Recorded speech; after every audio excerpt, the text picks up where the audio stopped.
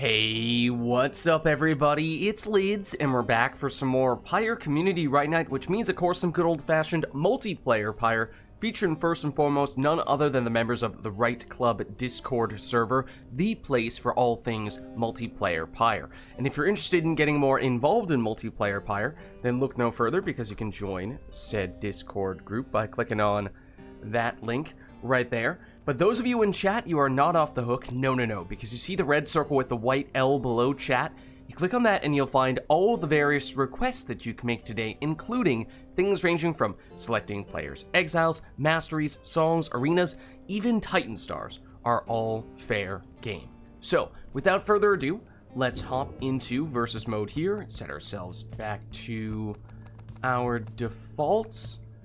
And let me know if there's anyone who would like to get us started today. We do, right off the bat, have a request for the bout on the boat, I think is what Lilac is trying to say. I'm crossing every finger I own. I have a glowy light on my emoticon picker. What does that mean? Do I have new ones? I must have new ones. Alright, I see the Pyre logo. Okay. I hear a shplip. I did as well. Face. I'm in. Alright, awesome. We do have a boat request. That is the one thing that we have here, but otherwise I think everything else is up to you guys, and if you guys could just confirm. Looks like iRotor player 1, I take that to mean? Yes. Okay. I am player numero uno. What? Don't you mean dos? Oh yeah. I said uno, but I meant dos. Like, wait a second, something's not adding up here. Sorry, if I was on Linux, I would have known the difference. Of course, Linux. Everything written in Spanish. Who needs binary? If all of the things, if all of my digital life wasn't like bound to Windows programming, I would have switched to Linux a long time ago. Like just on everything. Anyway. Yeah, I checked for updates and it does look like I am, I do need to update glibc, like the C++ libraries software, so that might be it. Okay, well hopefully that's a good sign that... I can track in data. Yeah, give you some time to troubleshoot a bit, and if you feel like you've made some changes and may have done what needs to be done, then we can try to get you back in later. Great, All right. thanks. So best of luck, Corn, but as for right here, right now, we are getting started with iRotor and Macaws on the boat. No other requests from chat. So you guys just take in whatever teams you would like. I bid you welcome, exiles. You are gathered at the Hulk of Horus. Each of you seeks to be free from this forsaken land. Know that the scribes themselves are watching. The withdrawn, stand ready. True Nightwing, stand ready. Now we shall get started. Alright, so as I said, only request from chat is the boat, so everything else is up to you guys. So iRotor will start with prayer beads on Almer.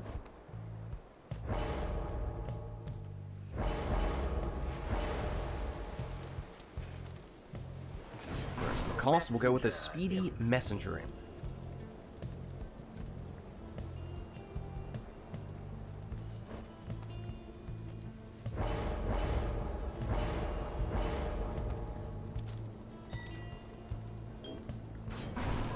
Banishing throws on Tizo in the second spot for iRotor.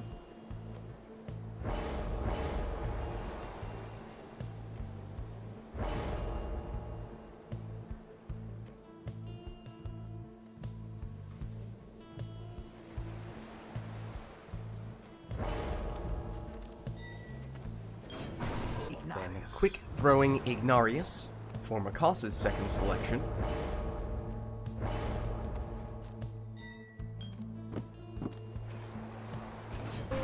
iRotor will go with Speedy Jodariel in the last spot.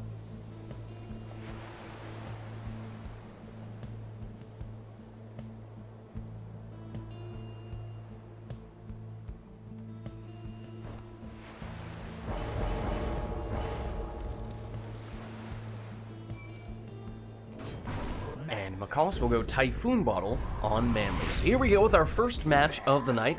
It's iRotor and Macaws on the boat. Here is Macaws with Messenger in.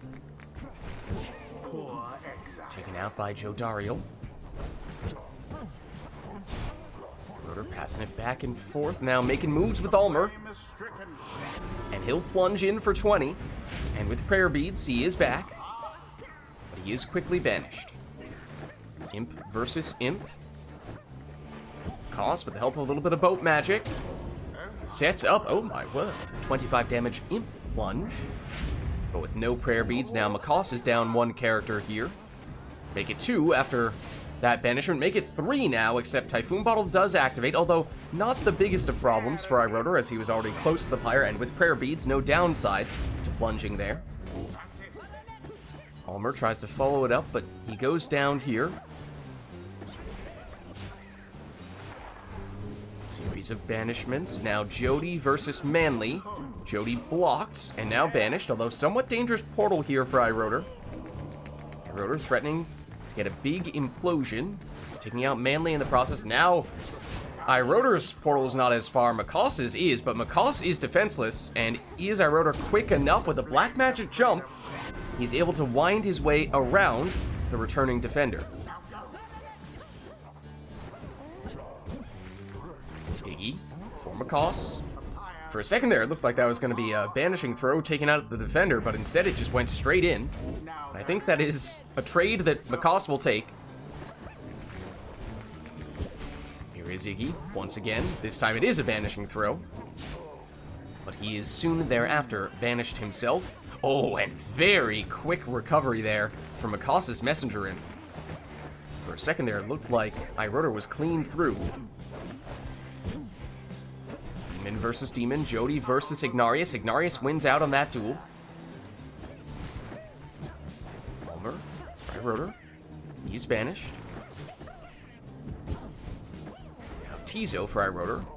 Does have banishing throws. Cost mindful of that, at least thwarts iRotor's attack, but then iRotor banishes a couple of Macaus's characters here. Oh, but some boat magic of the Imp variety coming in handy for Macaus there, setting up a 25 damage plunge. Iggy, ooh, particularly high jump there, but not enough to get past the defenders, and Macaus defenseless does slow iRotor down. iRotor able to set up a 13 damage throw, and that is key, because that does mean that at least with Jody, iRotor would have enough damage with 1 score to deplete Macaus down to 0. Of course, Macaus does have Manly and does have the Typhoon Bottle, I believe, not Numbing Gust, which would suggest he went big on the Rekindling. But we are about to test that theory. Yes, it is 50. That means this is awfully close here. iRotor finds a gap in the defense. Plunging here for 20, once again, does mean that at least with a full damage Jody score, iRotor does now have enough damage to finish this. We've already seen Macaus's Rekindling, so that is no longer a factor. But Macaus uses the portal, and it's him who's doing the next score, although in his case, it's 14 damage, so he is still out of range. Cannot finish this with 1 score, would need to be at least 2. Interesting airtime once again on Iggy's jump. Not so much the distance, though, just the height. Here's Jody. For iRotor. Against Ignarius. Oh, and nearly had it there.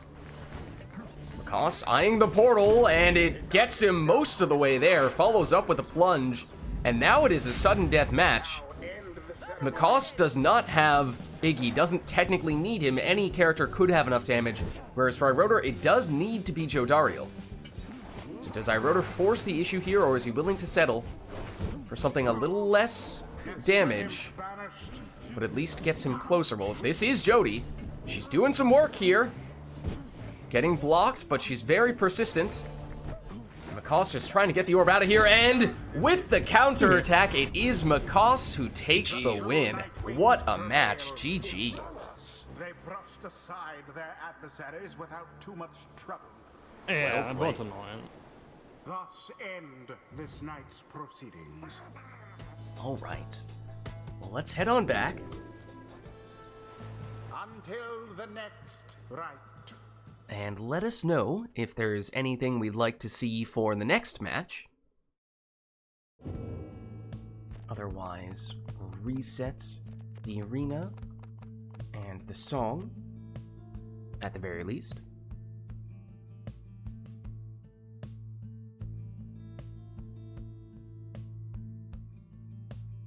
Do we want this sermon intro again? Oh, good call. And iRotor is also putting us at the Cairn of Aub. So we do have an arena here. Are we looking for anything else, or will that be all? Looks like that's it.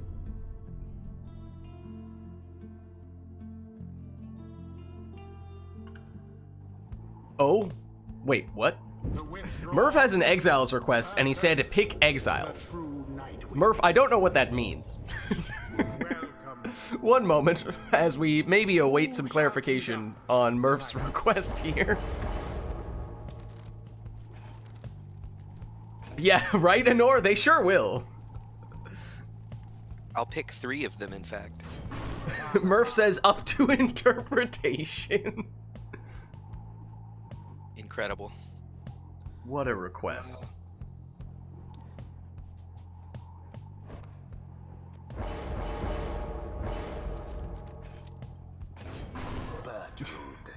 Alright, well, it's Bertrude on one side, it's Pamitha on the other. Now Speedy Ignarius flanking her for iRotor.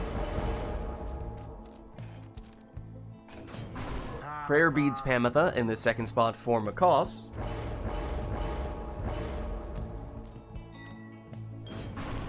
Quick throwing Viz Paleth in the last spot for iRotor, so double demon for him. Or sorry, iRotor, if I said Macaws there, I meant iRotor. Macaws going with the Web Lanthorn on Tizo in his last spot. And there are some finger guns to get us started. iRotor plunging for 30. Does mean Iggy is not here, and therefore a little more room for Macaws to make it through there for a Crone plunge. But no prayer beads on Bertrude either, not that Macaws needed it on that occasion, as now he follows up with his harp, who does have prayer beads, so Macaws still at full strength now. But it's iRotor in possession. Vizpaleth goes down. Macaws sliding through, and the throw had just enough on it, landing there for 24. The true Nightwing seem to want their freedom more. Pamitha sacrifices Bertrude, now leaving just Tizo back, in fact. But with Web Lanthorn, suddenly it's only Bertrude, except iRotor gets Ignarius back just in time for a dramatic save. Now iRotor's turn to attack. Macaws says, no thank you. Instead, I will throw this one in, this time for 18. The orb is up. iRotor looking for a response. Can't get one from Vizpaleth. Instead, it will have to come from his harp. So 20 damage there. Pamitha. Oh, a series of banishments. And it's Tizo who ends up with it. And oh, Macaws was charging up the throw and just got banished right before releasing it. Maybe getting a little too greedy there. Now instead it's iRotor throwing it in for 30, and that means iRotor may just need one more score. Oh, except Macaws had an ace up his sleeve, breaks out the Crone Salute for an uncontested scoring opportunity there, and suddenly it is a sudden death match once again.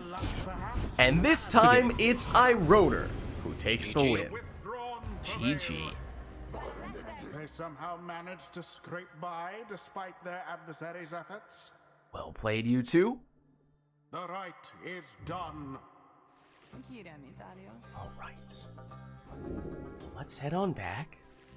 Until the stars align. Yeah, Corn, I think it's mostly for stamina saving purposes, but Makos, could you describe a little bit the idea behind you were doing a lot of the slithering with your crone, but not just holding down the sprint button altogether all the time? Yeah, I think there's some... I'm not sure exactly how much it saves on the stamina. It's mostly for, like, directional changes. You have a little bit... You have much more control when you're in a walking state than when you're in a sprinting state. So it's a little easier to... You get the burst of speed, but I can also change directions a little bit faster. It's not as noticeable on the crone as it is on, like, the worm, where the difference is a lot more noticeable. So if you do, I guess I could, if we get a good worm map, I can like demonstrate it there too, but it's really noticeable on worms when you do that. And I'd still put crones pretty high on the list. Because the other thing is, I mean, as you sort of alluded to there, the crones, when you are holding down the sprint button, they're very slidey. They have a lot of momentum, so it can help to combat that a bit. Yeah, they're not as... They don't have as wide a turn radius as like the worms do, so it's a little bit more of a subtle change, but it's enough to where I can do like nonsense like you saw there. All right, well, let us know if there's anything we'd like to see for the next one.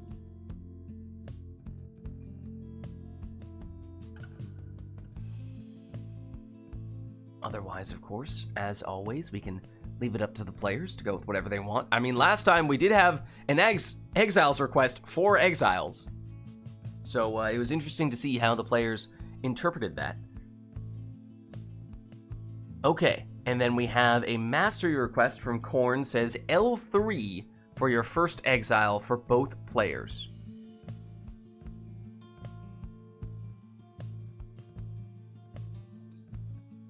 Anything else on top of that? We also have to take L1 as well.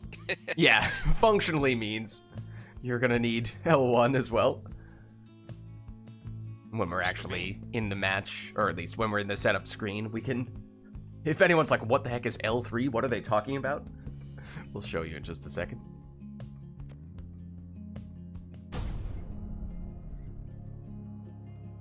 Yeah, bear in mind this is only for your first Exile who needs to have this.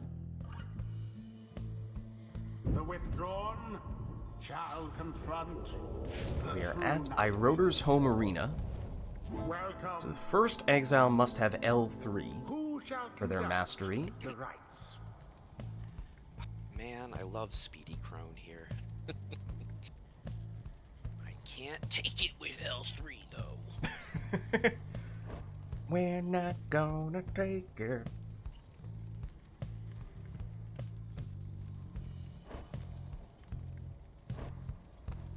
Alright, so L meaning the left side, and then 3 is the middle row, but the rightmost option. Tizo.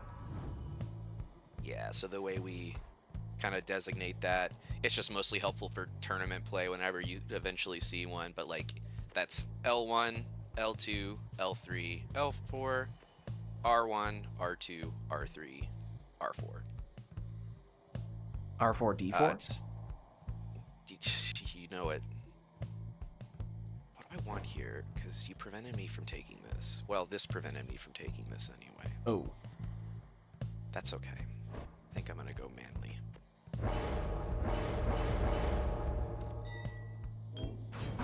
Manly. The best sap.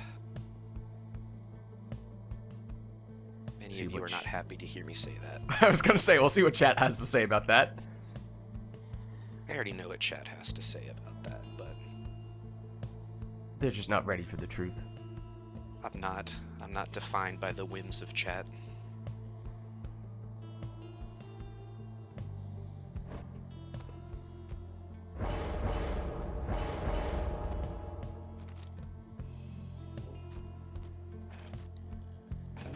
Exile.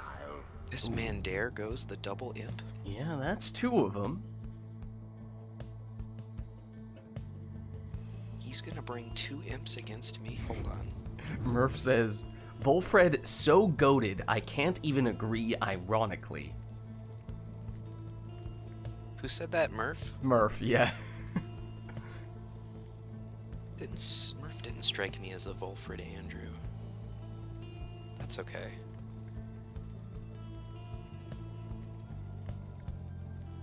Thorned Kanat on Tizo. You love to see it. What am I taking in slot 2, y'all? I don't know. I don't have a plan. I wasn't prepared for double Choose imps. someone.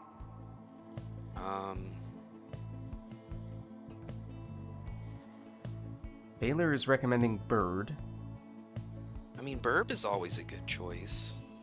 Core is seconding this opinion. Burb? Alright.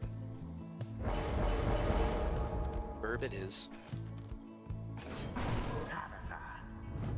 Does he take the 3rd imp? He does not. Maybe it's all just an elaborate ruse. And changes to an imp at the last. No, he didn't. That'd be sick if he did, though. How about Lendl? What if he just did it so quickly that we didn't even see? We don't get to see Lendl a lot.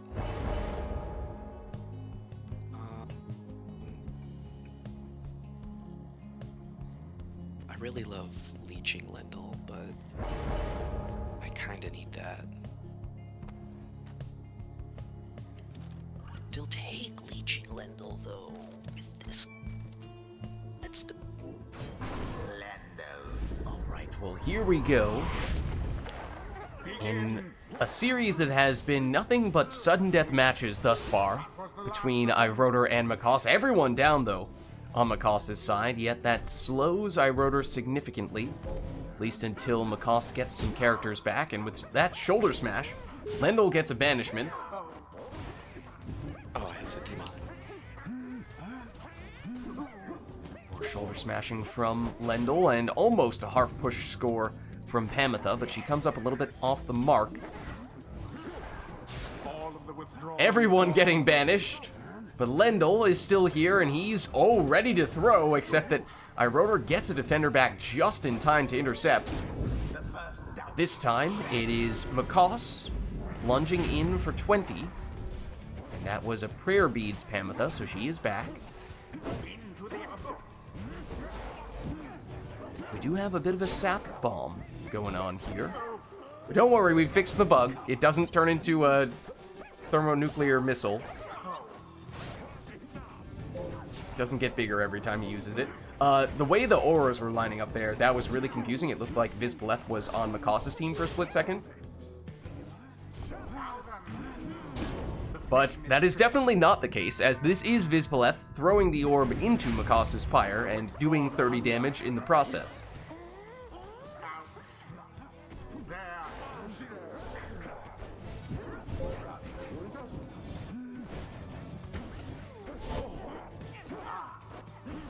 Flurry in the middle here for control, but ultimately it is a heart push that leads to Macaus's breakthrough. Gained an edge. No time for Iroder to throw. So back with Macaus here, once again with Pamitha. Switches in, but no time for the sap throw. Almost able to sneak it in there, but instead it's back with Iroder. Loses his imp, only to then win it back with the other imp. Everyone down, at least for the moment, for Macaus, but then brings everyone back quickly with the help of Sacred Bond. Only to lose them all again here. This time Iroder is closer to Macaus's Pyre, and if he's careful, may be able to... was waiting just for the right timing to get the throw in. Had to wait for one of the defenders to come back in order to be able to throw.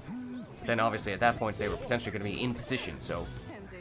was trying to squeeze it through, but couldn't quite make it happen.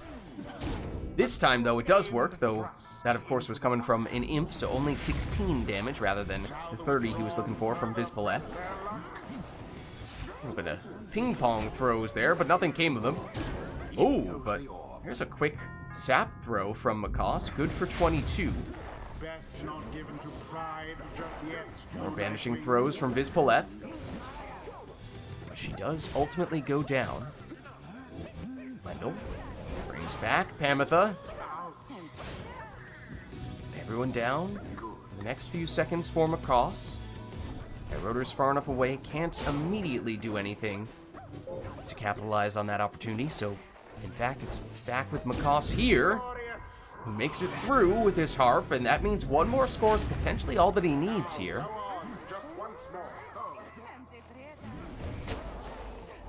Will it be Pamitha? Or Lendl, perhaps? Rotor gets the stop. Looking to move in with Vids. Oh, but look at that speedy play from Macaws, plunging in for the win. GG. Fire burns whilst that of their adversaries is but ash. Well played, you two. The ceremony is complete. All right, well, let's head on back. Until the next rite. All right. And Rotor says we're gonna make this a standard match, no particular requests for this one. In fact, Mastery Exile Arena. Okay, I guess we could do song if we wanted to. That's maybe the one thing. But otherwise, this will be up to the players. And Core says, in that case, let's make it Knights of the Sea. All right. Let's get started.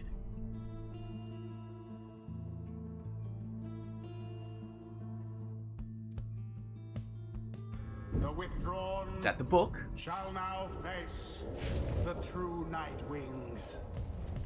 Welcome. Who shall conduct the rites? Chat was saying last time, it's been a long time since they last saw Rotor not take a demon, and that is what he leads off with here, with Jodariel.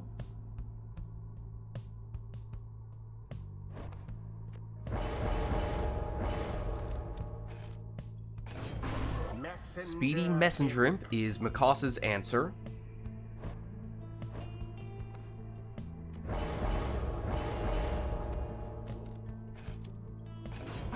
Web Lanthorn Raji will be Rotor's second choice.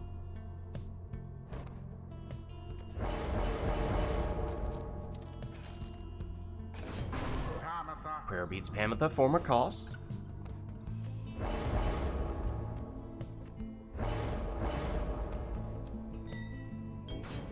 Rotor will go with a quick throwing Vids.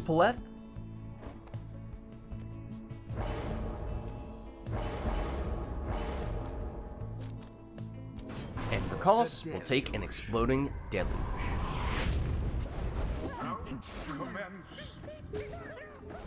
Few banishments in the middle there. It's just Pamitha at the moment for Macaws. Needs to be a little bit careful here. Although with a Valiant Return, there's in fact a lot of room here to set up Deluge for a 13 damage throw. Jody, blocked. Though not banished. So Rotor's still looking to cause some trouble here. Knocking back the defenders, banishing one of them in fact, and finding a way in. So that's a 30 damage score. But it does mean no Jody in this round, and that means a little bit easier for Macaws to make it through for a 20 damage Harp Plunge from Pamitha. Jody's back, getting some banishments and plunging once again. Once again means she's out for this round, except if this trend is to continue, trading between 30 damage demon scores for Rotor and 20 damage harp scores from Macaws, that is not a trade that Macaws is going to win. C's Chance Worm score is worth a little more, but still the math is working in Rotor's favor here.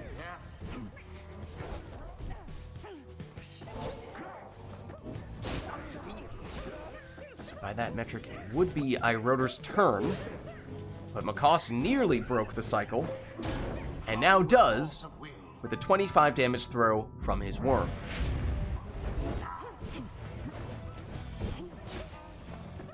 Jody doesn't have enough this time.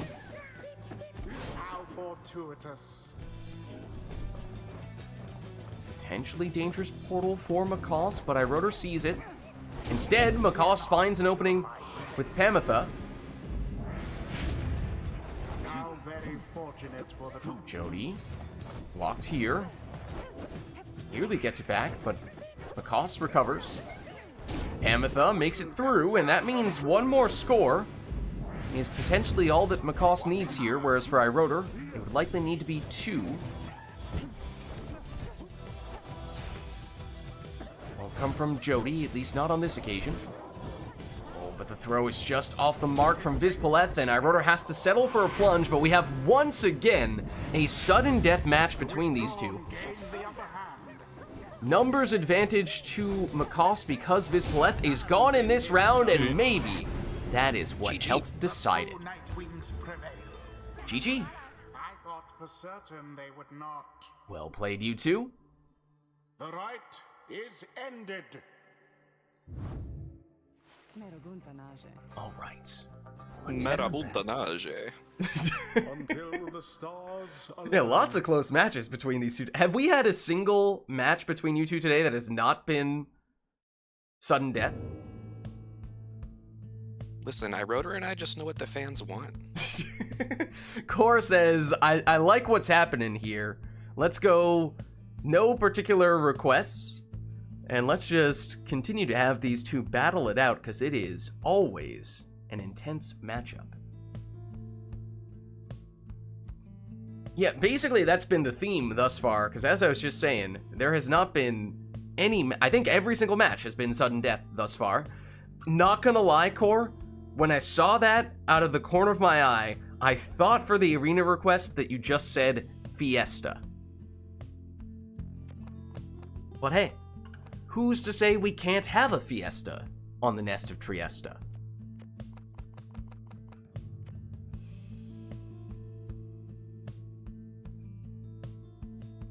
It's a Triesta Fiesta. Did we get a... Oh, it's on cooldown? Then we take a siesta. Didn't realize today was going full Spanish mode.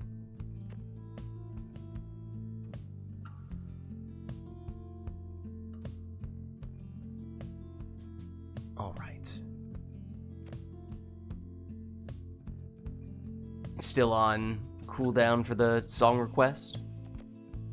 I mean, we could get a random Rand ceremony. You never know. It could happen. Well, let's see.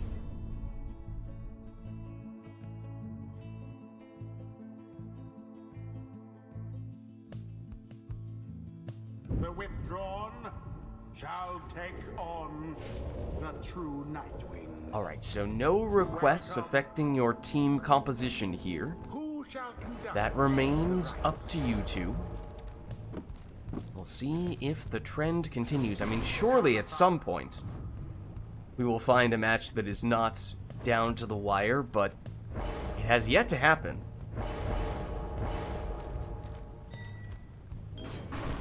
Banishing throws Barker for Macoste, and iRotor led off with Hamatha.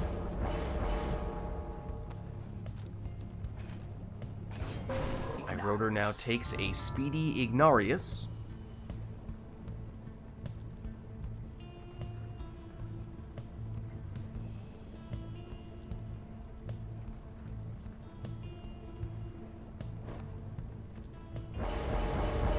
Sorry, y'all, you've seen me take it so much, but it's so good.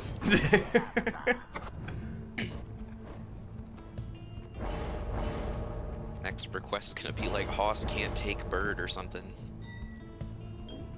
Demon. They're gonna expose me for being a fraud. Well, then again, I mean, chat was talking about how often iRotor takes demons, and that trend definitely still continues, so I don't know, do we take demons away from iRotor and take the burbs away from Macoste, and maybe it all balances out? Double demon, huh? I mean, he's kind of forced. Oh no, my little man. Yeah, I know. I'm just sad about it. Look at his face. It's like a face only a mother could love if his mother was blind. Oh no. Wait, who are you even describing with that? The Paperboy. No! What do you mean? That's my son. I have permission to he resembles me. He gets it honestly. I will not stand for messenger imp slander.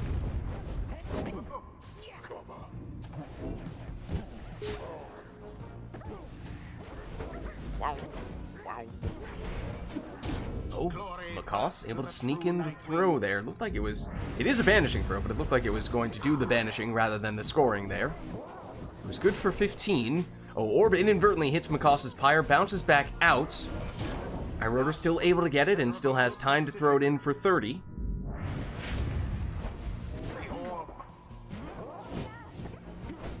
Now currently just Tizo. Make it just Barker for Macaws. Orb goes out of bounds, which does help buy Macaws a little bit of time. So it gets Pamitha back, and now making moves with Barker. But he's banished. Pamitha beats the defender. Able to plunge in here for 20 for Iroder. Now to the flame.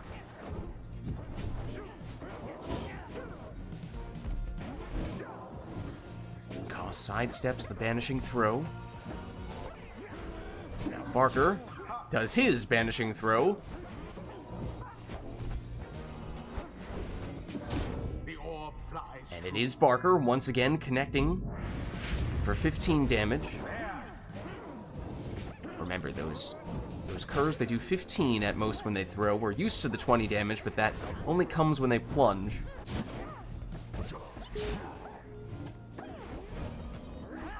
Here's Barker off to the races.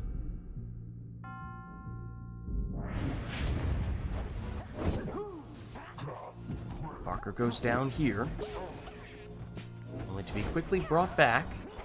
It has thus far led to most of Macaws' success. Can he find a way through with other characters though? Well, now it's back with Iroder, and he'll throw it in for 30 with his demon, and that means just one more of those, and that's all that Iroder needs. I nearly had it just then, but Macaws gets the stop with Tizo. Another banishment. Macaws getting aggressive there with the banishments nearly paid off, but Iroder just barely bounces back the defender, setting up the winning score. It was as though the scribes themselves stood GG. by their side. GG. The rite is complete. Well played, you two. Alright, well let's head on back. Until the next rite. That Let was us not know. sudden death. Yeah, it's the Failed you. one match thus far. I mean, the trend had to end eventually, I suppose. But let us know if there's anything we'd like to see for this next one.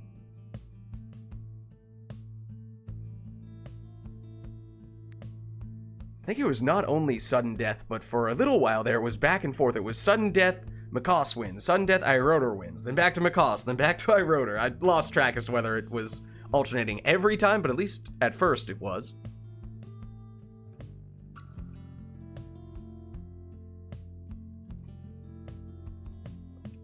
Not seeing anything request-wise at the moment, though, so something's on cooldown. I'm not entirely sure what Lilac is referring to, but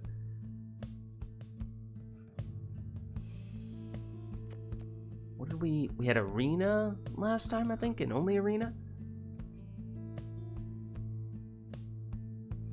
Okay, maybe most things are still on cooldown. That's surprising. Wait, I didn't think we had many things last time. Was it just Triesta, or was that also one of the ones where Core did the no requests for a bunch of things? I thought that was the one before, but maybe not. Alright, well, of course, in the absence of those sorts of requests, we'll leave those types of selections up to the players.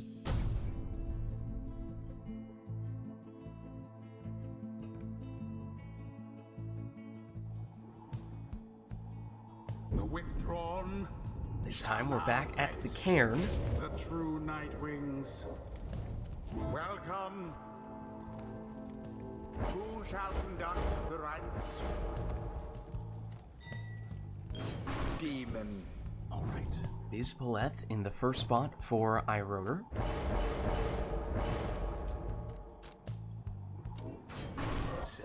Exploding Deluge in the first spot for Macaws.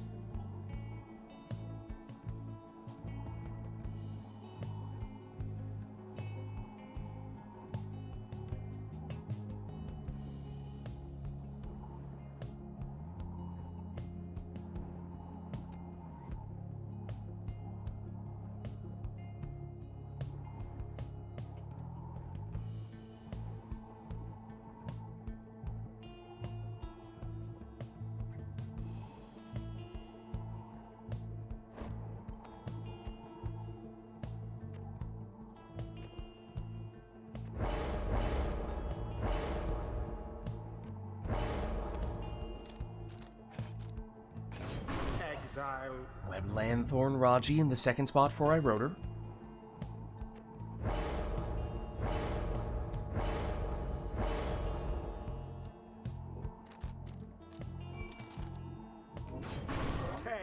Oh, canned Singularity Stowaway for Macaws. Now that certainly raises an eyebrow.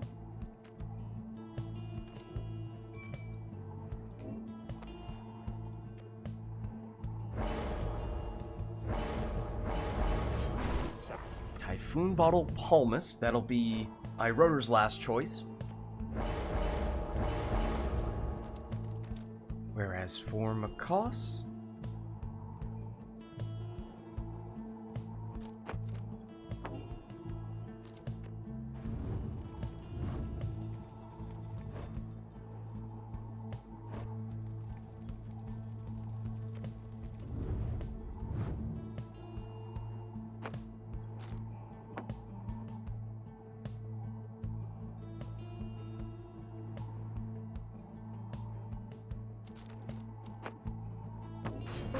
and it'll be Ashen Coal Lendl. Commence.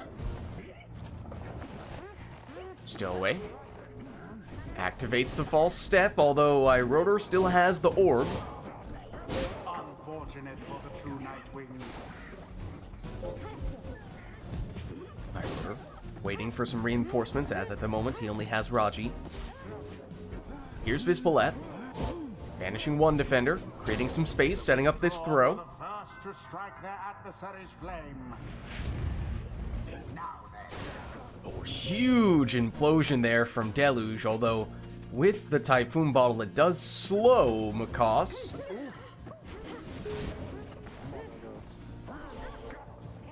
So nothing came of it. The orb is up. iRotor through the portal. Doesn't take him far, but it does give him infinite stamina, and that's the key. That gives him the mobility he needs to set up another demon throw. The true Nightwing. Vispaleth banishes one. Macaws picks up the scraps, but then iRotor gets it back, but then iRotor loses his last defender. And so it turns into a seized chance plunge for Deluge. 25 damage from that. Shoulder smash from Lendl. A little bit of assistance from the Can Singularity support. It's ultimately Lendl who does the plunging, though. He's good for 20. He's now gone in this round. That was an interesting black magic jump, but it's iRotor who has the orb, and it's iRotor who's scoring. How very fortunate for the withdrawn.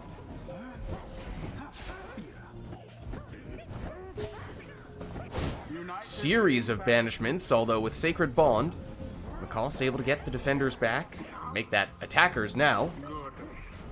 Quick counter, though, from iRotor, and with that throw, it does drop Macaws down to 10, so one score, potentially all that iRotor needs here.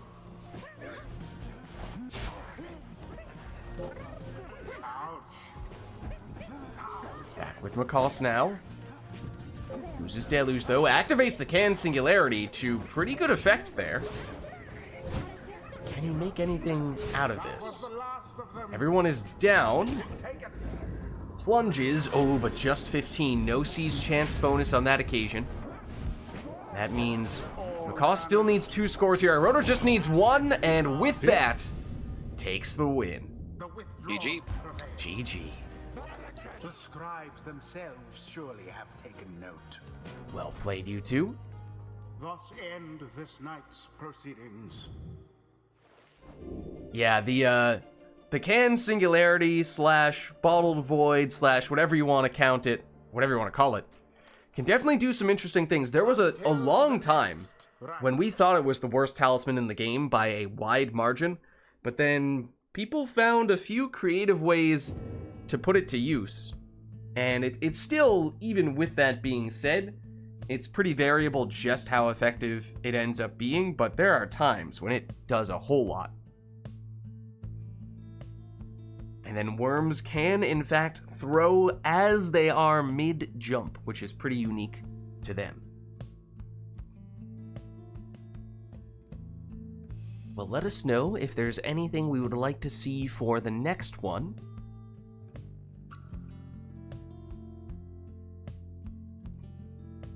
Oh, actually, we had a request that came in a little preemptively.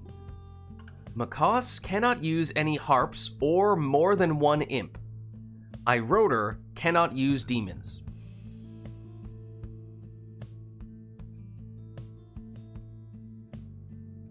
Yeah, exactly. Basically, they're just saying Mikhaus can't have fun. They did it to Iroder as well, though. They took demons away from him.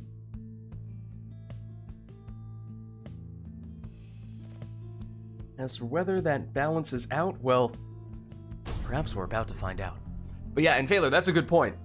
You know, there's a lot of depth that you just don't really notice until you really start diving deep into the mechanics. Welcome. Who shall conduct the rites?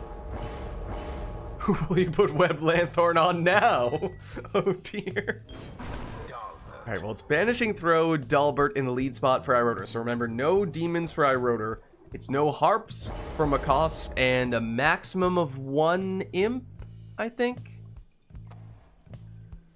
Why do I have the imp stipulation? Yeah, that one came as more of a surprise to me. How come Iroder doesn't have an imp stipulation? How come Iroder only has 1 restriction and I have 2? Oh, Mikhaus is the protagonist. We love Mikhaus. Also, you can't have any fun either. Hey. Listen to yourselves. The duality of the chatter.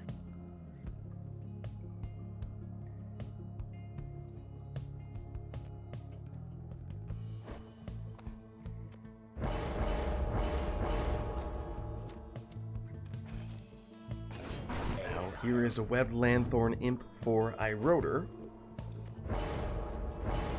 Koss took a Savage in the first spot and doubles down here by taking Banishing Throws on Ulmer.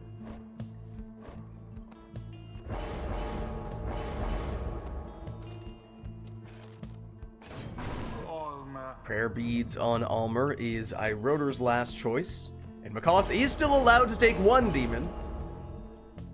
And he can take Web Lanthorn on it, so despite what Korn was saying before, we do in fact still see both players using Web Lanthorn on imps. The true Nightwing's Pyre is the It is Iroder getting us started with a 20 damage Savage Plunge from Ulmer. Now Macaws. A series of banishments. It's Iroder who emerges, banishes once more with his throw, and then throws it in, that time for 14, actually 1 off his maximum.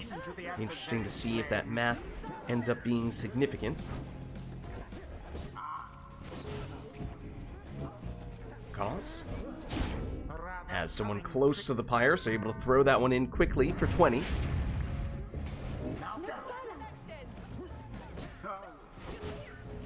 Blocked. Cost back with it here with a stowaway. Ninja strats, which turned into a self-sacrificing move.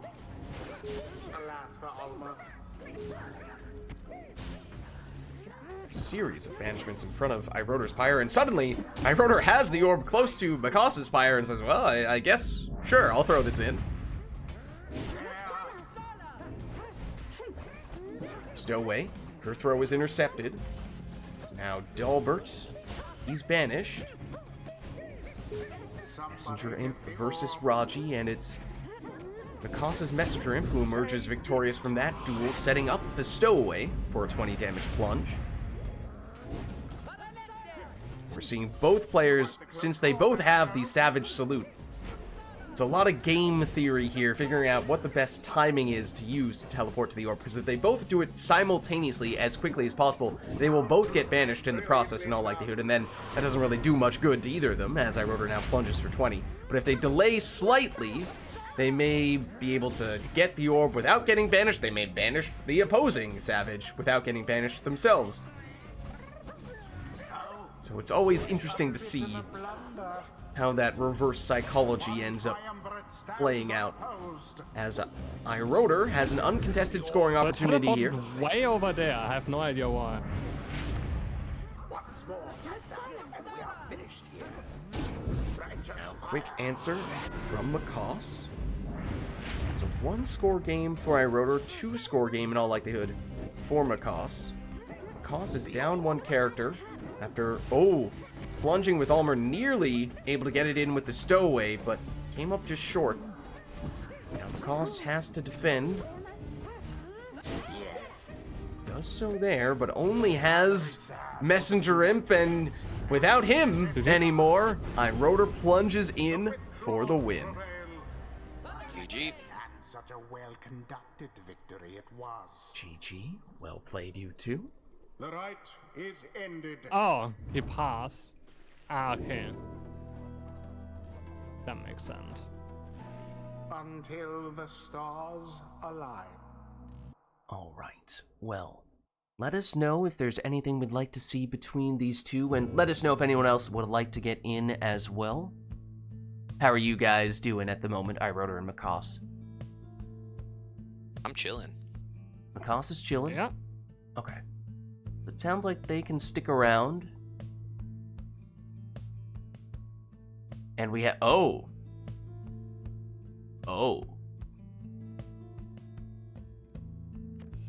A Savage request. Like all nomads would be more fun than all Savage because Savage feels so bad without masteries.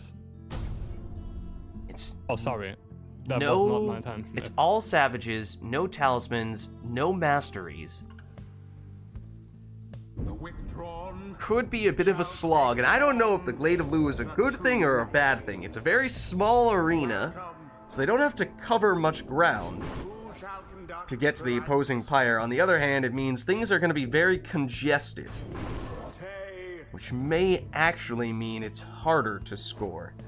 I Tay, think it's all going to depend a bit on how the players approach this Alma. strategically. Exile. Exile. Alright, well, here we go. So obviously it's exactly the same team on both sides. And most of the tricks that we're used to seeing from the Savages are now gone. No teleportation, Glory first. no prayer beads, no quick throws, as Iroder gets us started with a 20 damage plunge. There's even that little delay before they start accelerating with their sprint. One and all. Mikas defenseless here. Iroder, time enough to throw it in. In the orb.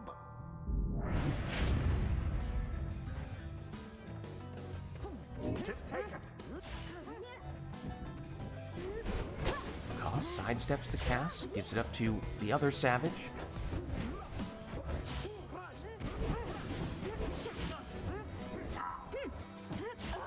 Oh, and Mikas, I think, might have been trying to set up a throw there, but didn't have enough time to get it off. Even if he had gone for the plunge, still not sure he would have been able to sneak through in time. Nearly got the throw in there, but Iroder does manage to stop that too.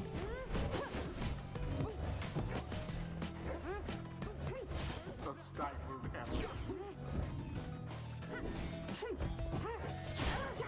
Mikas with Ulmer. He's stopped.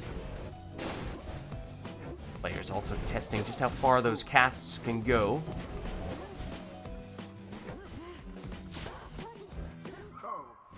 Pyre blocked, but then gets rid of the defender. Does ultimately still get banished by Gareth. Cost deliberately throws the orb at his own Pyre, does bounce the orb back out. It's a little bit unpredictable, of course, but it was a risk he was willing to take. Nothing ended up coming of it, but it is an interesting idea. Ultimately, iRotor still able to plunge in here. Obviously, no one has Prayer Bead, so any plunge means that that player is going to be down one character for the next round.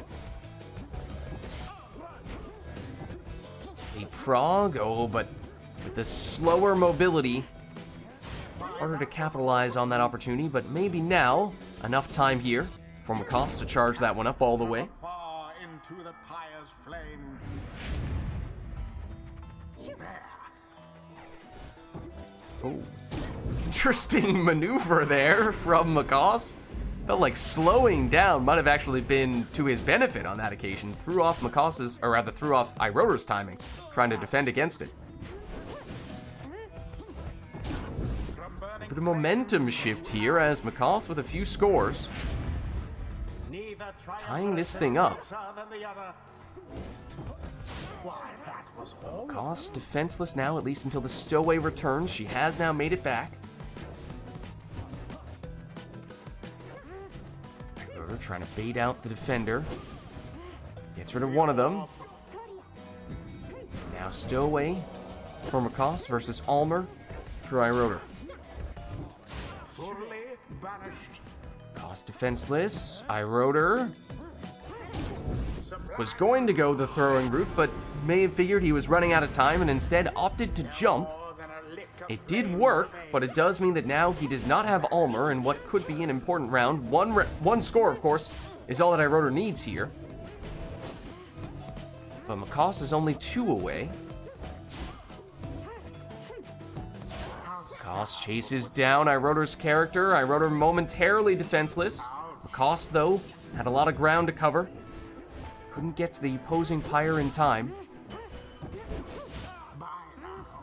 Free orb, which Macoss claims. iRotor gets the scraps and plunges in for the winning score.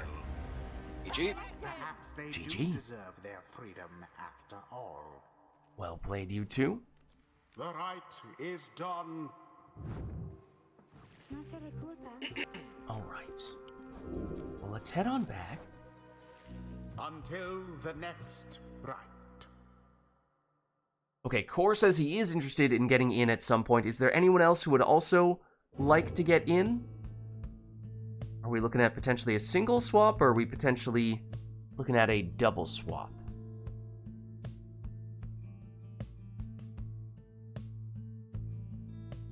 We could give it another go with Korn.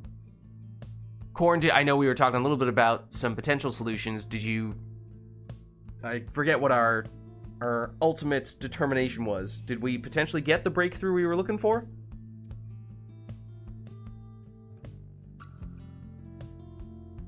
Restarted the computer as well? And then Murph as well. Okay, so in that case, don't know for certain though. Okay, so in that case, I think maybe, given how we have a few people who are trying to get in here, how about we do one more for iRotor and Macoss, then we'll try to get Core and Korn in. Oh god, that is a commentating nightmare. But we'll try. And if Korn does not work, if we can't get you in this time round, if for whatever reason the technical adjustments that we made do not do the trick, then we can get Murph in that second spot. So we'll give it a quick attempt, basically, Korn, is what I'm saying. And if it just seems like today is not the day, then alright, we'll accept defeat. And we have Murph who can jump in your place.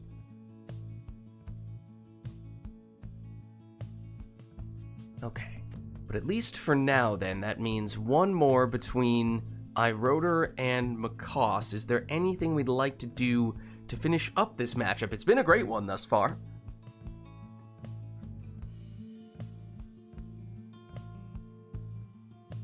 we did have a recommendation, technically not a formal request per se, but Korn was saying maybe players can only choose one character who has a circular aura, which was an interesting idea. Can you delay the book to the next matchup? I really don't want to play book. Is that okay with you, Core? Core says that's alright. That's very gracious of you, thank you.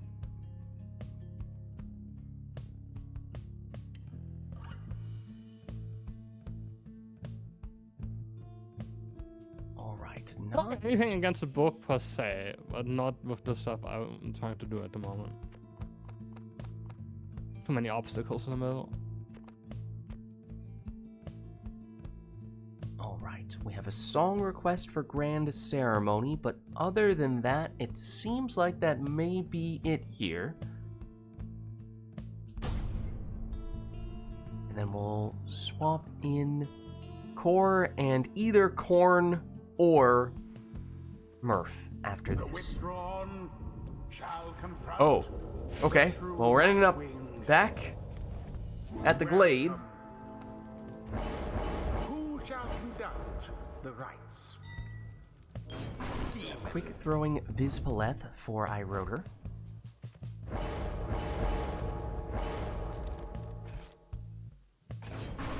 It's a speedy Bertrude for Macaws. Yeah, the walls in the book, walls, air quotes, they're jumpable.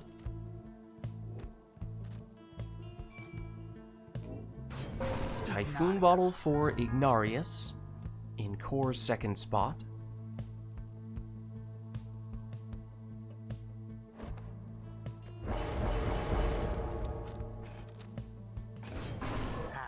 Prayer Beads Pamitha. That's Macaws' second selection.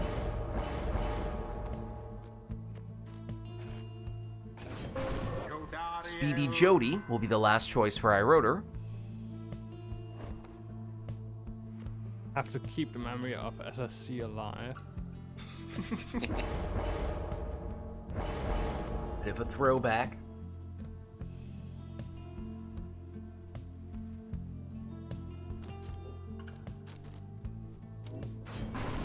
Exploding Lendl is Macaws' final selection. So here we go. Our last match of the day between iRotor and Macaws. A series of banishments there from Macaws gets rid of the entirety of iRotor's team, but it does, in doing so, activate Typhoon Bottle, which at least initially was slowing down Macaws, but then manages to plunge in there after one of those defenders came back, and that enabled Macaws once again to start jumping. Macaws this time goes with the Harp. That's good for 20, and with Prayer Beads, it means that Pamitha is back. Here she is. Switches into Bertrude, but Bertrude is stopped and banished. It is Triple Demon, and as iRotor mentioned in passing there, it's a bit of an homage to a previous player who broke out this strategy, I believe on this very arena, in a tournament, and caught a lot of people off guard with it. At first, people thought it was maybe a little silly going Triple Demon. You would think there would be some obvious shortcomings there, given how the demons lack mobility, especially when that's your entire team, but SSC made it work then, and iRotor is trying to make it work now. How's the map to this? I think it was this map. From the true Nightwing's foe.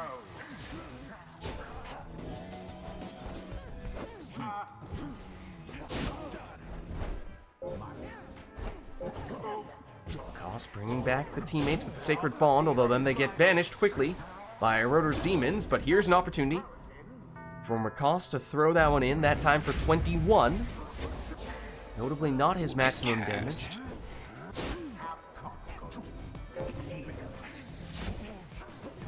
iRotor, bit of an opening here.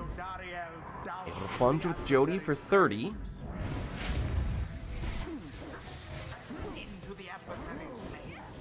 Finishing throws, gets rid of one of Macaws' defenders, but Macaws recovers.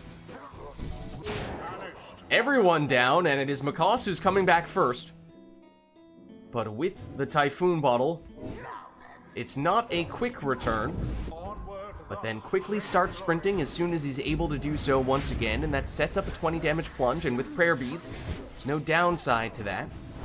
Too slow there. Ooh, a few banishments there, and somehow Iroder still manages to squeeze that throw through for 30 damage. It means one score is all he needs, but Makos still had the Crone Salute that he had yet to use, and that means this is once again a sudden death match, as it just had to be.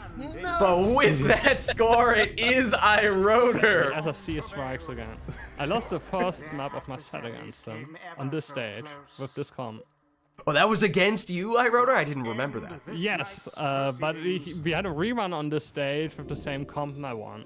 So Okay. take it for what it's worth. Well, GG. The Crone bounce. Alright. Well, thanks for stopping by, guys. Good to get you both in. Definitely got some great thanks for the matches in rounds. today. It was fun. Catch you guys later. Yup, GG's. Alright, so then it was Core and Corn, who, Corn, I'm gonna be honest with you, at least when you are facing up against Core with no N, I'm probably gonna either need to call you Cobb or Web, because there's no way I can quickly enunciate precisely enough to distinguish between Core and Corn mid-match. I mean, you called Iroder Core in the other match, so if you want to call him me. Oh, did I really? Oops. Just one time in the draft. It happens. Every time, for what it's worth, every time we're starting up a Liberation Rite, that is what I always feel like I did, is like, as I'm trying to quickly do the like, oh, and Core on the left representing so-and-so, and so-and-so on the right representing the other team, I always feel like I either said the wrong side or named the wrong person. Every single time. I'm like, oh no, I messed it up, didn't I? Cornet. Core and Cornet. Alright, well, I have... Oh, let me... We can call the full name Coranium if you want. Coranium, that's true. That helps. Corn Cornelius. and Coranium. I mean, in that case, in both cases, we're still adding an N, which is probably not ideal. Alright, but the big question is, can we get Corn Cobb Web in here this time round? Or will Steam Remote Play? Mine crashed as well, so you're gonna need to invite me. Oh. Classic. It's good. It always crashes once, so we'll be fine. It feels like that is very much a thing now. Okay. Okay, I want to check if the invite in my chat is an invite you just sent, or is it previous? Oh, I have not sent you an invite yet, no. Okay, so that's from before. Yeah, I would ignore that one. I don't know, man. Steam Remote Play is really messing with us right now. Mine crashed again. So Oh, uh-oh. invite me. Uh-oh. Maybe Remote Play just doesn't like people whose names start with C-O-R. Or C, the number 0 that is supposed to look like the letter O and then R. I'm just That saying, was it a might be time to break capital out the tinfoil hats. Huh. Because I thought it was a capital O for auras. Oh, I don't know. Because that's the Under King in Pyre. This is so weird, actually. Oh, that it's not working. Okay, should Yeah. I? It's not working for me either. Okay, I got an invite now. I'm clicking. I play. just sent one to Corn. No. No! Is it crashing for you too? Yeah. Okay. Yeah, I mean it's crashing for me too. So. I just opened up Pyre the thing. logs, so I'm gonna see if it just added something to the logs just now. Yeah, it did. Okay, so Is this no. maybe a let's restart Pyre angle? it only added something to the logs for me starting up Steam. It didn't add anything to the logs for connection to the thing. So I'm looking at the wrong log. Dang it. Okay. Well, I don't have any solutions beyond that. Okay. Not that encouraging then. Why don't we try? I'll send one more invite to both of you, and we just cross our fingers, but if not, we may need to pivot. And in that case, let the conspiracy theories fly. Yeah, it's just immediately crashing for me again. Uh-oh. Oh, it crashed. Okay, guys. I'm sorry, but I'm not sure at this do have- stage what the solution I would do be. have logs. Let's analyze the logs after the event. Okay. We have some notes we could go through, perhaps. All right. So that's it for me. Can't All right. play. Well, So thanks for giving it goodbye. a shot. I'll keep watching. Corn, I might go to the other chat and maybe I can try to connect to you and kind of figure stuff out. Oh, yeah, yeah, we could maybe do it you guys off can stream, connect to yeah. each other. Cool.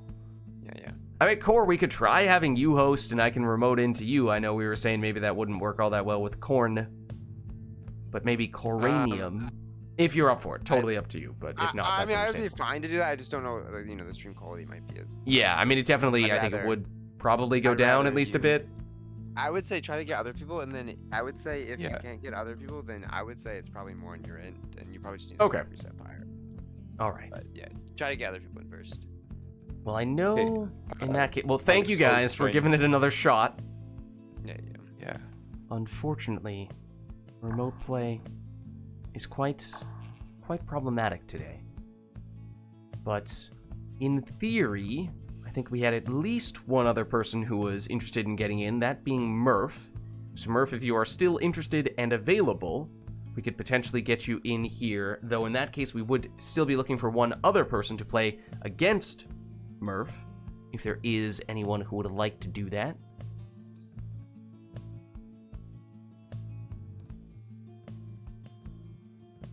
Okay, Murph is still good to go. Now, of course, I am a little bit on edge here. Every time I try to send an invite to someone, I'm like, is it going to work for them? Are they going to just be added to the list of people who Steam Remote Play for some reason hates today?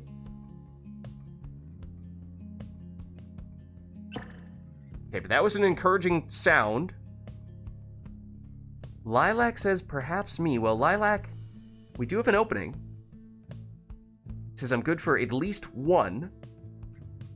Hello. Hey, Murph, how's it going? Pretty good. Alright, it sounds like we may be able to get Lilac in here for at least a little bit, though depending on how much we read between the lines, we may be looking for someone to take Lilac's place in the near future.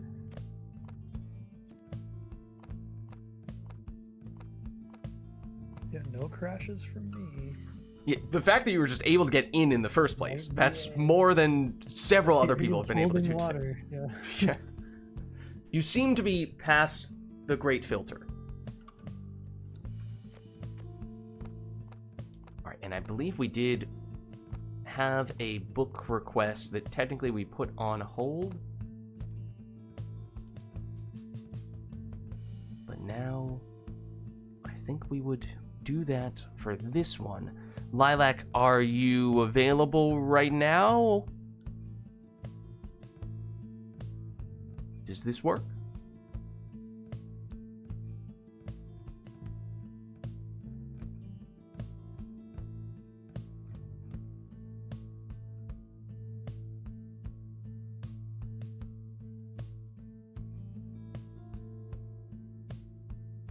Just sent you an invite, Lilac, which hopefully will work on your end. Though at this rate, who knows? Steam Remote Play may very well have other ideas.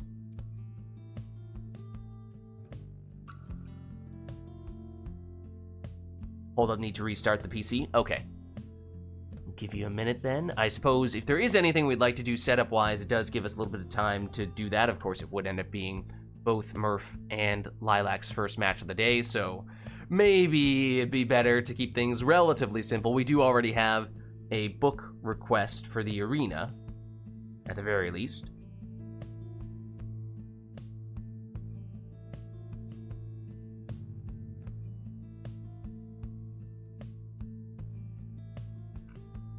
Okay, and since Lilac is going to be on keyboard and mouse, should be able to know with pretty good certainty who is going to be player 1 and who is going to be player 2. So Night Wings for you, Murph. I think I saw you switch over to that. Is that what you want? That's what I'm feeling today. All right, let's go for it then. Night Wings it is.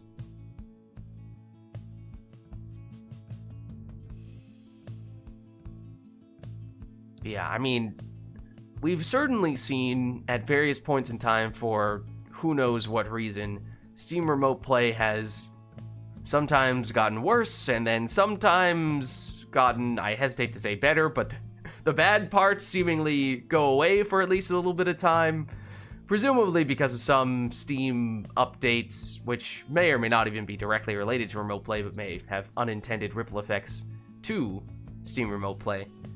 But one would hope that these sorts of challenges that we're facing with Remote Play today, that they somehow get resolved relatively soon.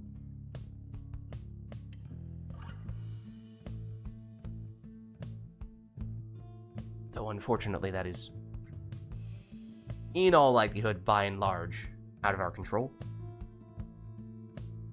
It's up to Gaben.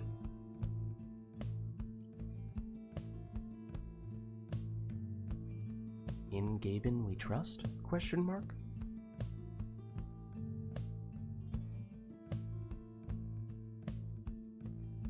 Alright, and let us know, Lilac, once you are back and ready to go, we can get you in.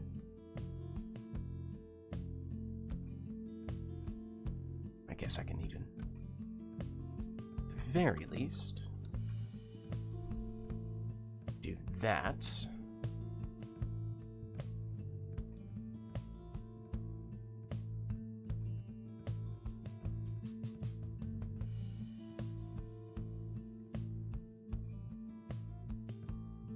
Yeah, or, I mean, on some rare occasions there have been Steam Remote Play related issues that we have actually discovered things on our end that we can do to adapt to them. That's a little more complicated, because then we have to figure it out, and also it may mean that puts a little bit of an onus on whichever players we are getting in any given weekend. It's one thing if it's people who have been here and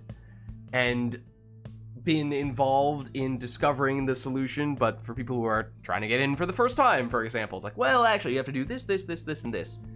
It just gets a little tricky to get people in that way, so hopefully it doesn't come down to that.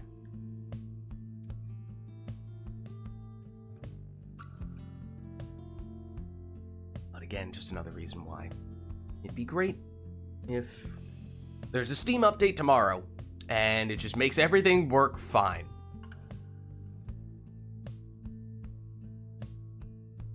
It's almost like Steam Remote Play is not their emphasis. Lilac says can't join. Ooh, okay. So in that case, oh, it just said in Discord. Okay. I see.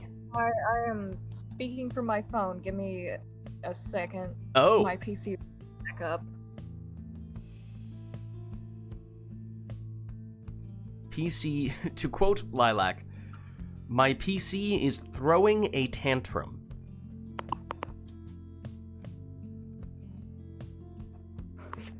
Okay. Do you think you can still work it out, Lilac, or should we try to find someone else to hop in instead? It's no wait, like no, it's starting. It's starting to work again. Give me just a second for stuff to load. Okay, gotcha. Nice. For example, Discord. Wait, actually, I think you should be able to send me the invite now. It'll just take me a minute to like get back to Discord. Okay. On my PC.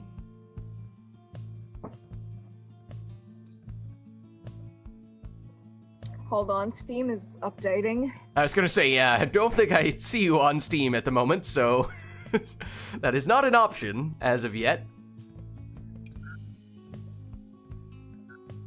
It's... While you were saying that, for some reason I thought I heard like a slap noise. Did someone slap you as you were speaking to me? No, I was actually just slapping the bass.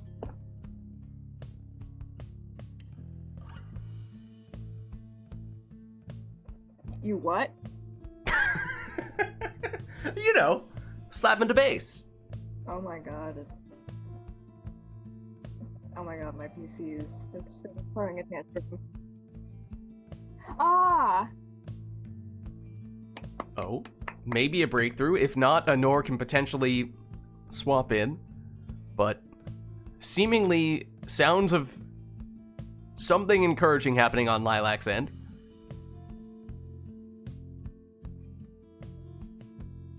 Perhaps. I'm logging to Steam. I logged into Steam today, oh boy. Oh, there you are. Cancel remote Okay, play. am I online on Steam Then remote play. Yes, right you now? are. Theoretically. I should have just sent you an invite. Excellent. As for whether it works, that is a very different question.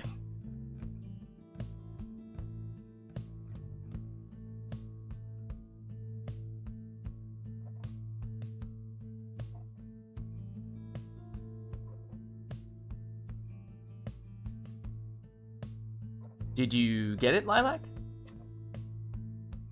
Am I in? I don't think you are. I didn't hear anything. Oh wait, there it is. There it is. It's loading.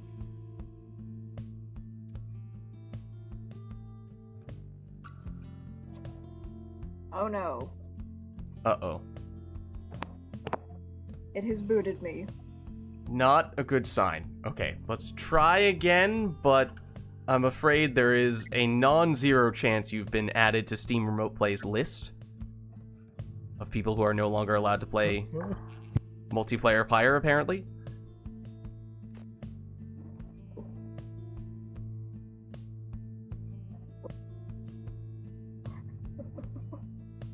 What about this time? That's upsetting.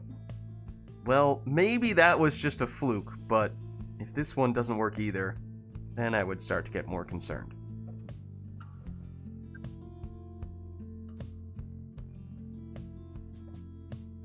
Any luck with that one?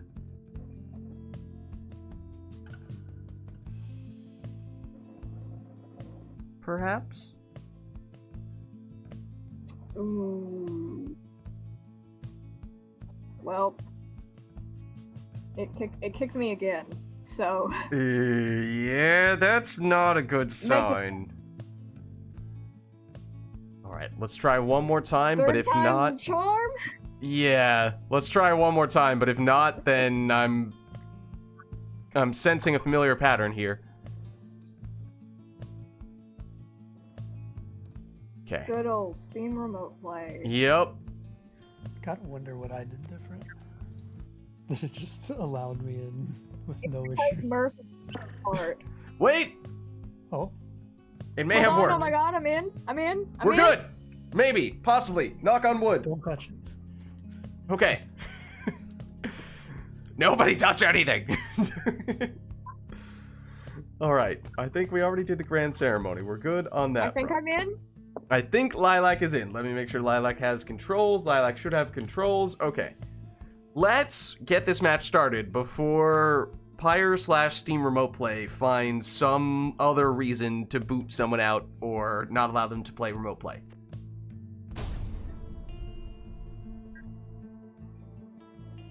I think we're good for now, Core, at least at the moment, but I understood none of that. Nightwings My shall confront Okay. the true Nightwings. Welcome. let's start the match before my computer explodes. oh, okay, yeah, that's not a particularly encouraging sentiment, but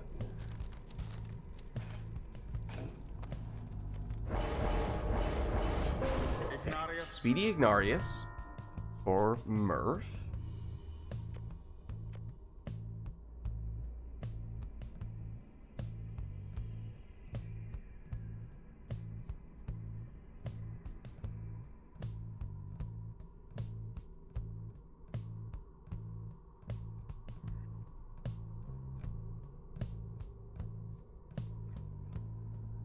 saw you moving the cursor. You are in and able to move, right, Lilac?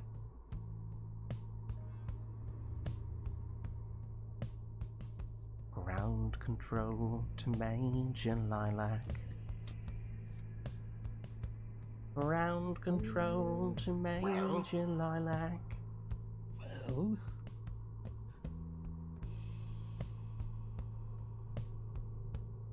Check ignition and may God's love be with you. Boom, boom, boom, boom. This is ground control to Major Lilac. You really haven't moved. And the chat would like to know if you're still here.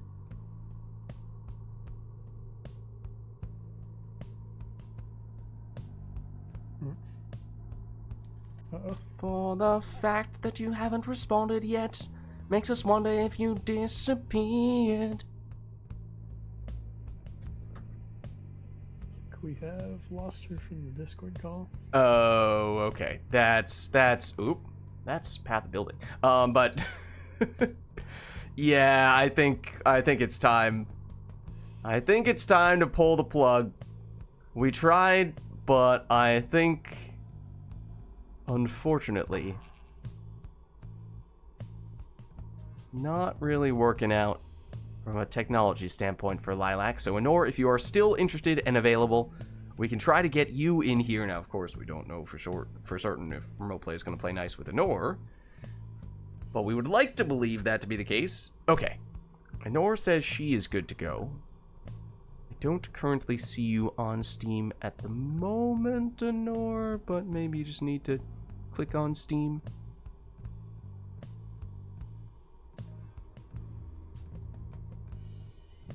What happened? You disappeared, is what happened. And for that reason, we started switching over to a backup plan. Okay. We had to move on. Got it.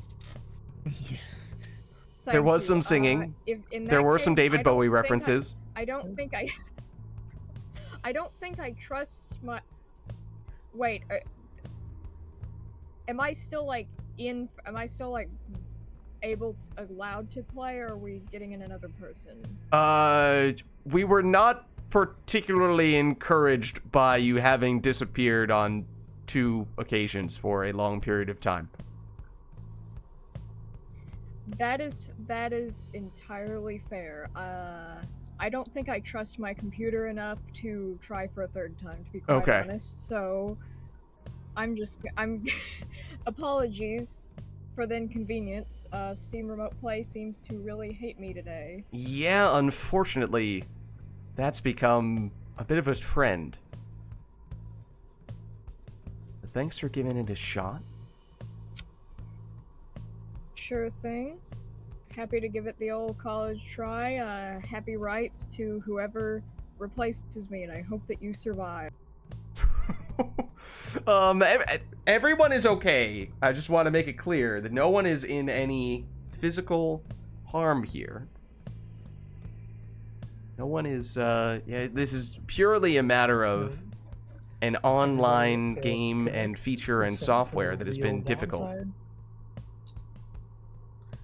No one is actually physically or emotionally, maybe a little bit emotionally threatened. Okay, maybe that one is true. Steam Remote Play might have something to say about that, but okay, I've attempted to send you an invite, Honor.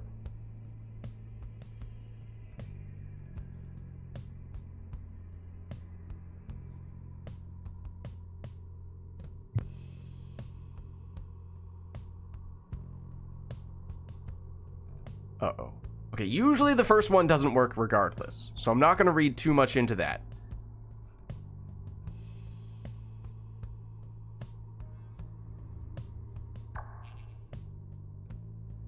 But this next one, this one's important.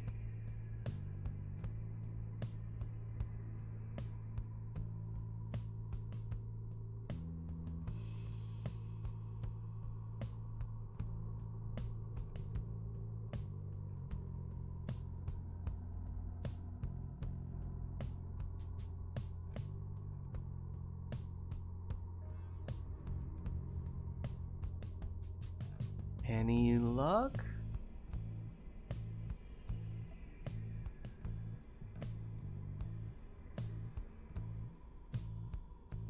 Okay, Anor. The second one didn't work for her. She's going to restart Steam just in case. Yeah, that's what's happening on my end as well, Anor. Like, right now, for example, let me double check. Right now, for me, it still says that Korn, with an N, is in-game with us. Despite my having canceled the invite to Korn a while ago at this point. It's doing some wonky stuff on the back end.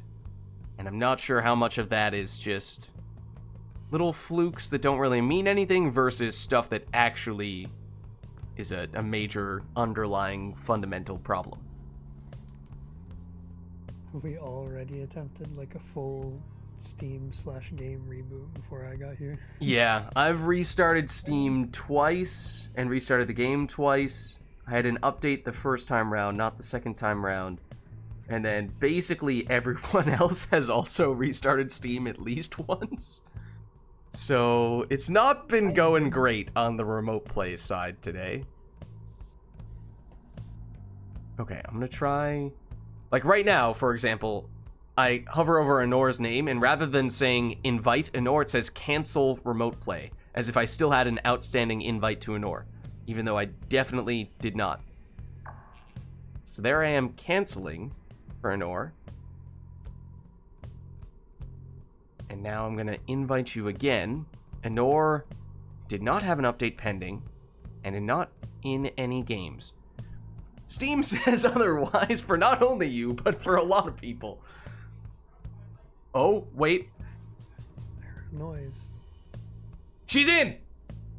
We've done it! Okay. Well then. It can be done. Now if we could just confirm as to whether Murph is still player 1 and this is Anor player 2. Anor, it does mean you're on True Nightwings if you are still over here in the player 2 slot. Yep. Okay. Alright, I think we just roll with this because Steam Remote Play does not want us to have any fun today. So if we have something that works for now, let's roll with it.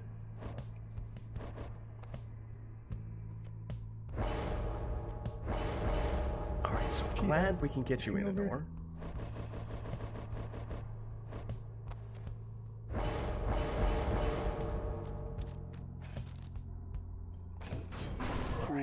So yeah, no requests from chat for this one. I think it was just the book that we had waiting in the queue. Heads up, we have a hangover on Jodario. Jody has hangover. I was gonna go triple demon though. I've never had this No. scenario be I mean, you this can way. with Oral. could. It's a little bit different though. Might be a little evil. Maybe I can just change up the call.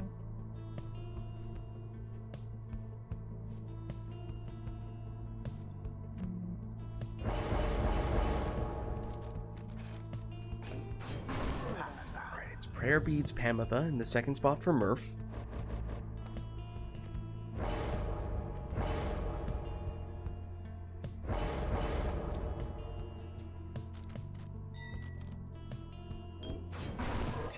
Vanishing Throws on Tizo in the second spot for Anor.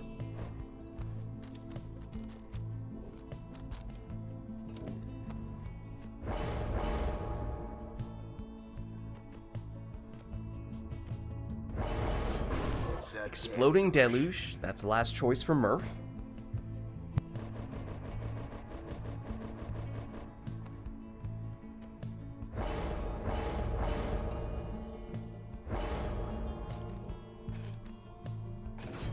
Web Lanthorn Messenger Imp is the last choice for Anor. So here we go. Murph versus Anor for the first time today. Here is Murph, but that throw is intercepted, or at least it was low enough in the air at the time that it was interceptable, because usually, of course, those worm throws are unblockable. Everyone down on Murph's side, though, so time for Anor to throw this one in for 25. And Anor, first to the orb there, and quickly follows that in with a 30 damage plunge. from the Withdrawn's foes. No one's playing the Withdrawn anymore, Brighton. In case you were wondering. Oh, not quite enough time for Nor to get the throw off there. Counterattack from Murph, but the throw is just a little bit short. Back with the Nor, has a portal, but not going to take her far. Does give her infinite stamina, but that's not going to be enough to escape Ignarius. But Ignarius was unable to escape a Nor's in. Not on the first occasion, and not on the second occasion either. Murph was eyeing the portal, so was Anor, but Anor found the right window of time to sneak through there and sneak in an 8 damage throw. Steam Remote Play Disease got to Brighton. You know, that might be it. I wouldn't rule it out at this point. That's an interesting place for that portal for Anor. Pretty much as far in the corner as you can get, but again, if the main purpose is to get the infinite stamina, then it works for that. And it does set her up for a 30 damage plunge. Iggy. From Earth. Blocked here, and now banished. His chance is active. If Murph is quick, there's a little more damage potential, but it's back with Anor here.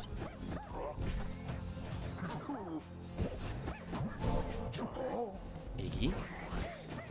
Deluge, but Deluge is blocked. Anor trying to make a way through with Messenger Imp, but he's cut off. And brief uncontested scoring opportunity here for Murph, and he capitalizes on that by using the finger guns to score 30. Oh, and Anor slithers everywhere except into the Pyre. Close but no cigar on that occasion. Attempt number 2, now that time Murph snuffs it out and quickly answers with a Heart Plunge, good for 20 damage.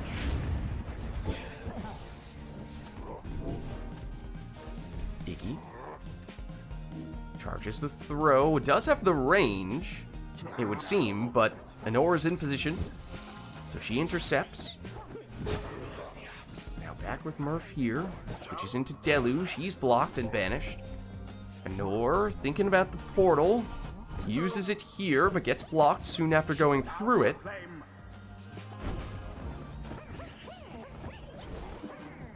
Oh, has the banishing throw, but it doesn't hit the mark there, so it doesn't quite have the effect she was looking for. Instead, it's Murph, who fakes out one defender, plunging in here for 20, and that means one score from Murph could be enough here. It would need to come from Iggy. Anyone else wouldn't quite have enough to get the job done. So does Murph force the issue with Iggy, or is he willing to settle for any score he can get? Meanwhile, of course, Anora's in possession. She's only 2 scores away, in all likelihood. This is still anybody's match. And a dangerous portal for Anor.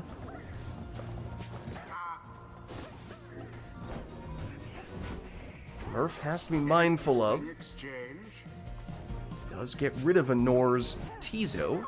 Murph making moves. But is back with Anor. The portal is now, well, not taking her anywhere. It's just giving that stamina. Murph with Deluge. Blocked. Banishes one defender. Anor through the portal with Udmilda. Udmilda banished here. Hamatha. Cut off. Anor once again has the portal, which is very useful for the infinite stamina, but just very rarely can find a way to get that portal further up in the arena. Even after going through, even with the infinite stamina, still a lot of work for Anor left to do, but now it's in a more promising position, except that Murph has possession, and with C's chance, that's 25 damage, so it's not enough, but it means just about anything else would do at this point for Murph. The orb slips from your clutches. Or goes for the banishing throw, and then that sets up this 25 damage throw, and suddenly it is a sudden death match. Anything would do for Murph. Anor, there's a chance that partial damage throw might be slightly insufficient. Huge implosion there. Everyone down except for Pamatha. So with that plunge, Murph is the victor. GG. A victory GG. so narrowly achieved, and thus more glorious. Well played, you two. The rite is complete. Alright, well let's head on back.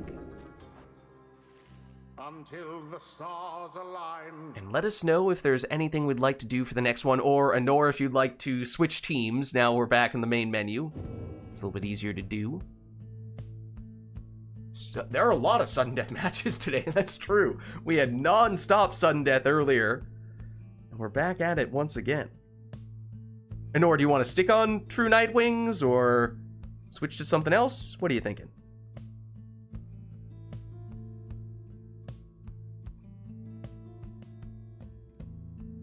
Don't mind? Alright. Anything we're looking for here, or are we just gonna leave this one up to the players? What do we prefer?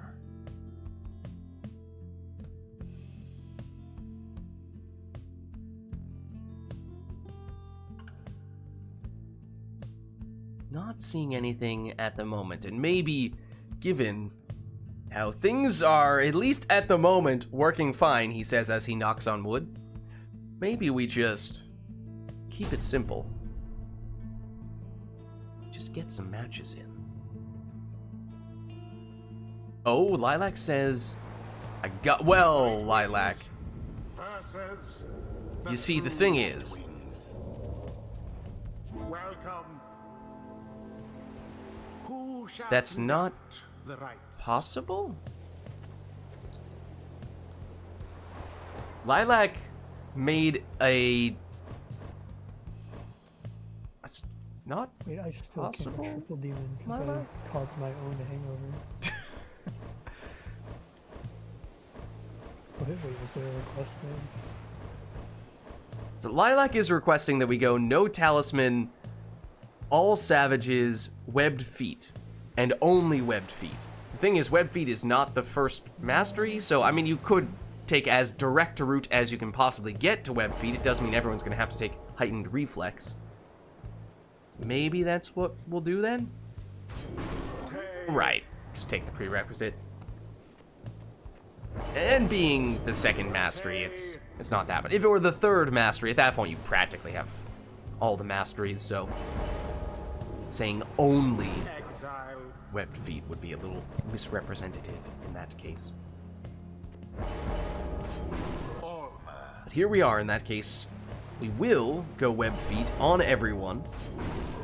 Triple savage, no talismans for anyone. It is on the boat. And we shall see how this plays out. Everything perhaps going to be a little more sluggish with all those webbed feet. And it is Murph getting us started with a 20 damage plunge. Of course, no one has prayer beads, so any plunge is going to mean that player is down one character in the next round, although it doesn't hold Murph back here, as he's able to follow up with another plunge. Anor, a little bit of boat magic there, but that's not enough to get her in for the plunge on that occasion. She gets a stop. Has it back here with Almer against the opposing Gareth. But Anor makes it through. Now it's Anor who's down one character.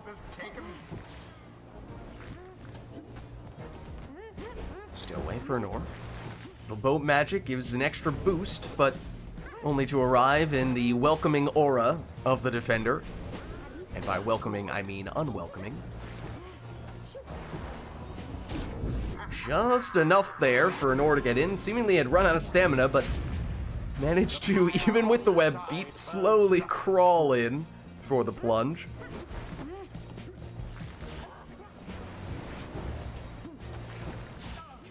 Does web feet stack if you have multiple characters with web feet nearby?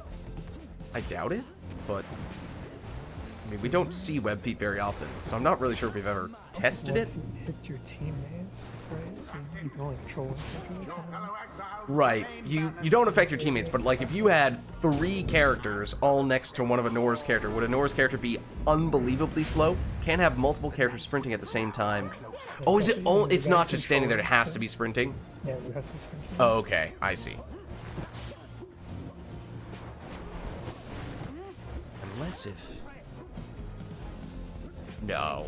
If you're mid-boat magic flight, speaking of which, and you switch to a different character, could you get two technically moving? Yes, but sprinting probably not, so even in that case, I doubt it. Stops happening, so boat magic probably gets rid. Well, we do see on that occasion the web feet apply mid-jump. So they can apply that way. Web defeat. Oh, I didn't even get on the boat. It also feels like there's something thematically fitting about having web feet on the boat. Oh, Howler Puddle plus web feet. Now that's an interesting idea. Can you combine that with a character who has the hangover effect, giving them negative quickness? Which functionally means just one quickness, because you can't go into the negatives for real, but if you had one quickness and you had someone with webbed feet and a Howler Puddle, would you be able to move, or at that point would you actually be completely frozen? Or does that mean that if you have one quickness, you're functionally unaffected by webbed feet and or Howler Puddles, because those work in the same way, mathematically? I don't know, I feel like those might be calculated differently on the back end.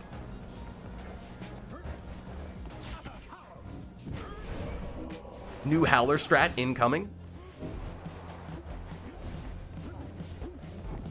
Just completely freeze all of your opponents. Murph plunges for 20 there. That means one plunge is potentially all that he needs for a full damage throw. Well, there's some boat magic for you. Nor needs two of those. But gets one here, and so the trend continues. It's more sudden death. Each pyre now burns no more brightly than the other. None left unscathed. For a brief moment there, Anor defenseless. Does get a defender back, but Murph sneaks through and gets the winning score. Although their adversaries put up quite an effort. GG. The ceremony is complete.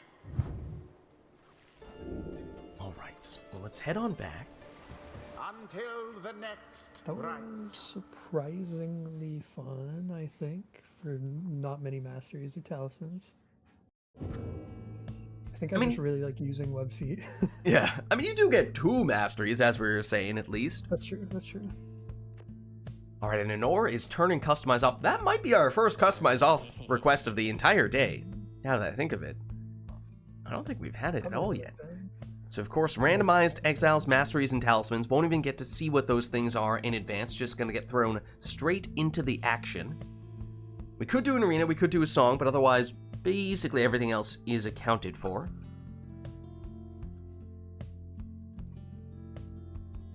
Don't need to worry about any Customize Off hangovers getting applied to, or well, don't need to worry about Customize Off selecting a character that has a hangover effect, since we didn't have any talismans in that match.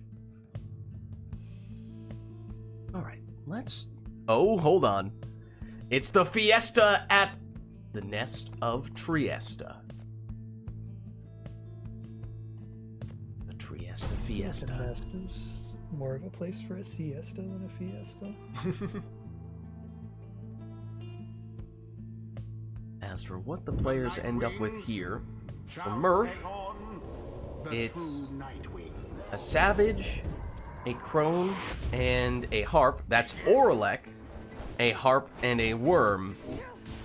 Oh, and except Black Claw on someone. Was that one of Anor's characters? Maybe that's the price for having Orlek? Well, she does plunge. That with Pamitha. Here is Orlek. He's 32 second respawn time, which is more than usual, for whatever that's worth. 20 damage from that throw from Murph. Oh no, it's Murph who can't cast on Gareth. Oh no. Everyone down. Orlek with an opportunity here, throws it in, uncontested for 25. The true Nightwings are now favored to prevail. Orlek goes down this time. That time I think it was only 30 second respawn, so it might be that one of Murph's talismans is the one that increases banishment time? Sunken Shadow? Didn't catch who it was coming from, though. But meanwhile, Orlek is back at it. No prayer beads on him, but Orlek is still Orlek. Nor checked for the worm salute, doesn't seem to have it. Now it is just Hamatha, but that's all Nor needs. Plunging in here. Orlek is back. This time he's banished. With Udmilda. The throw, ooh, can't quite get it off in time. Gareth almost leaped past Orlek and set up a throwing opportunity, but Orlek had a quick recovery. And Nor checks for the Brazen Manor. Not that she needs it, but I also don't think she had it. Does Nor have Web Lanthorn? Because Orlek just came back very quickly. Or did he land in the lava? Well, one way or another, to no one's surprise, Orlek is pretty good. GG.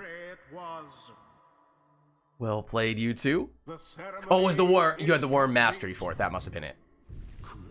Which is basically the same thing. Until the next rite.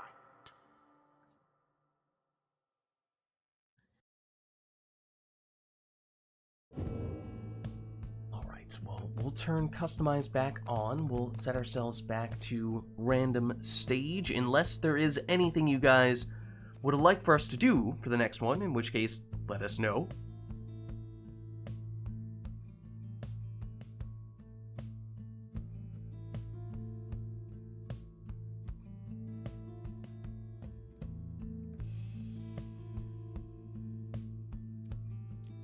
Of course, if we don't have anything in mind, we can always leave it up to the players. That works too. That is also an option.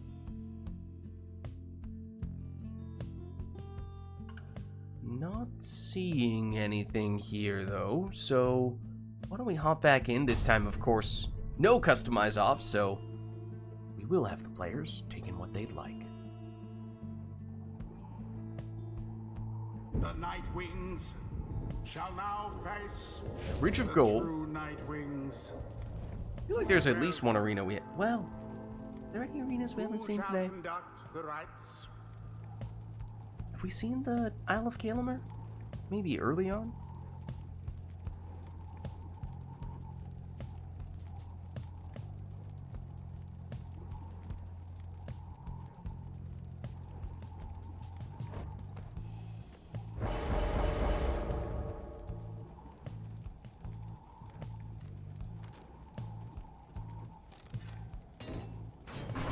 Murph goes Power Casting Snadra.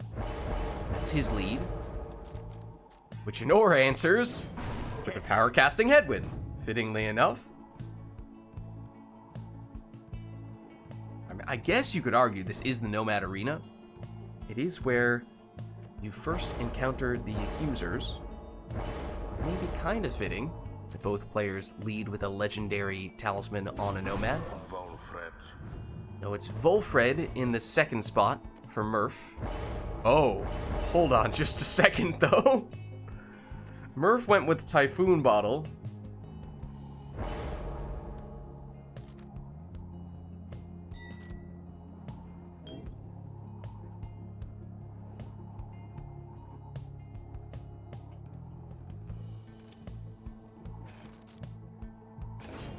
Honor goes Speedy Volfred. I suspected why you paused there, Honor. I was just looking at chat waiting to see if you were about to say something there. Don't worry, that would not have been quarterback Volfred.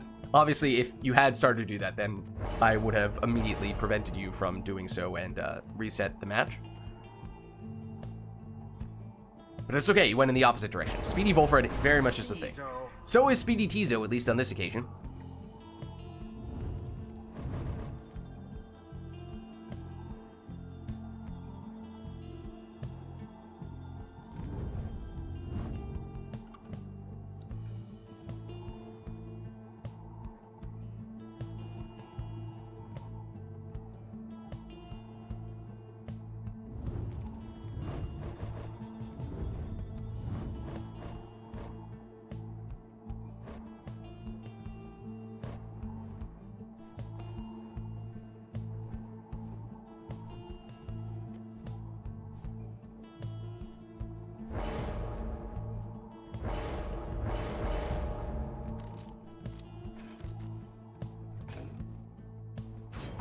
Prayer Beads Pamitha. That will be Anora's last choice. Now begin. There are the two power casting nomads, fittingly enough, immediately canceling each other out with power casts, of course. Ooh, but a couple of banishments there from Headwind. He goes down, but creates a little bit of space for Pamitha, though she is banished. It's now back with Murph, who does have a dangerous portal. Anora, though, had it covered on that occasion. Now the portal moves a little bit further back, a little less threatening, of course. Doesn't do much when Anora is in possession. But Murph has now won it back and was using the sap shield to try to set up, Snadra. But then some deflecting casts took everyone out for a second there.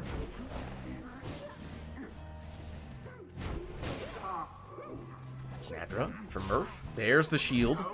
There's the shoulder smash. And there's the score. Wings make their mark upon the flame. Once again, Nomad versus Nomad. +1, -1. They cancel each other out.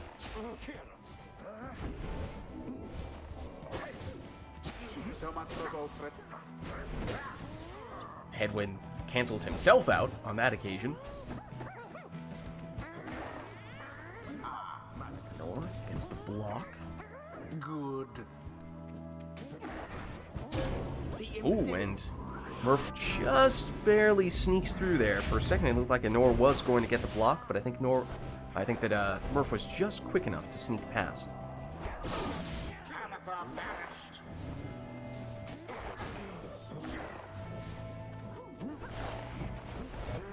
Wolfred, down he goes.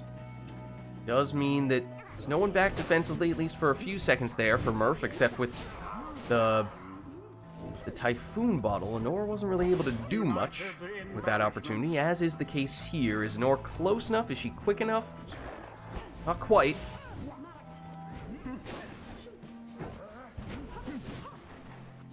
Once again, Headwind versus Snadra. Usually they've been facing off when neither of them have the orb. Somehow, they both found a way to banish each other, though.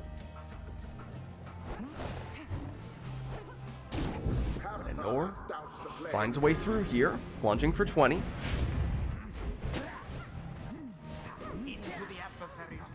Down goes Snadra. Down goes Wolfred. But Murph still has it here with Tizo. Gets a little bit of stamina back. But he's blocked. Gets it back, though. Blocked again. Banished eventually, but does create a dangerous portal. Though Anora is in possession. Now it's Anora using the sap shield strat, although not enough to protect Headwind on that occasion. Orb reclaimed by Murph. Oh, and Anora gets that banishment, and that is big because the portal is no longer right next to her Pyre. That might have been a higher priority than going after the person who had the orb.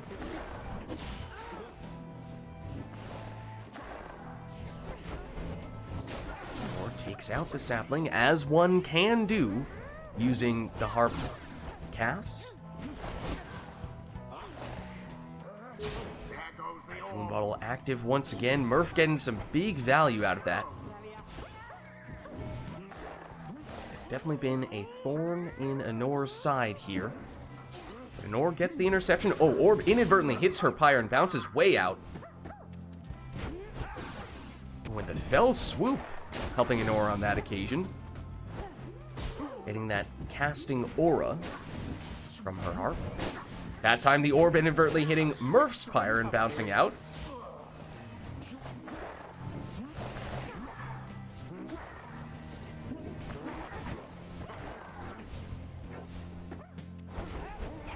Sorry, Wilfred.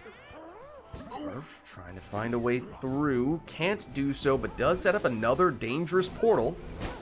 Something Anora will need to be mindful of unless she can score, because that does, of course, do 20 damage, but also get rid of that portal. Glorious. This has been a very defensive matchup.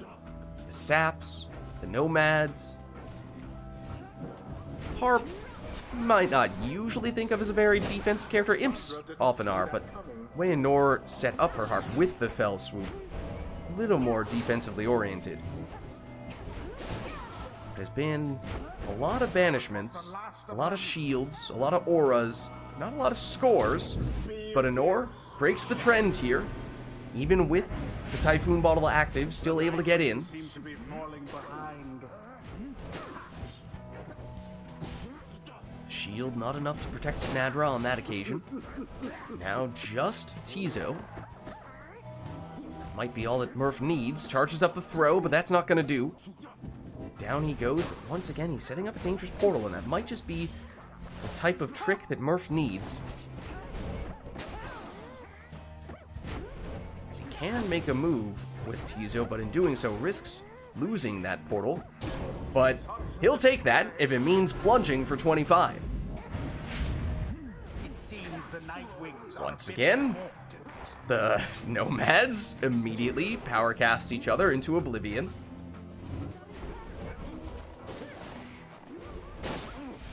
Big power cast from Snadra there.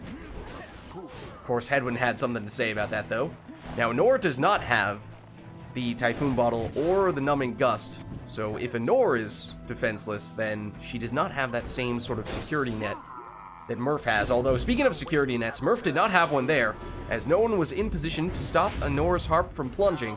That means one score could be all that Anor needs here, except, of course, that both players have saps, and therefore likely have some rekindling, especially because we know that although Murph has the Numbing Gust effect, it is not coming from Numbing Gust, it's coming from the Typhoon Bottle, which would make one think that is because Murph has instead taken at least one, if not both, of the rekindling masteries for Volfred.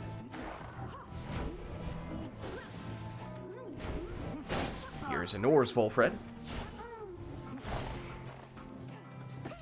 Tamitha as well, blocked, and now banished.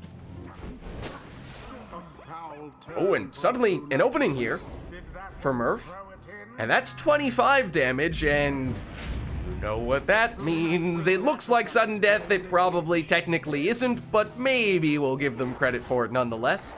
Just ignore the fact that both players very likely have rekindling.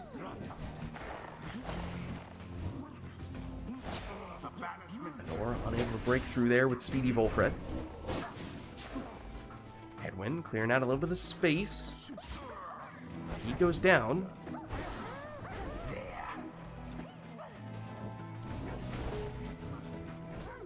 Tamitha.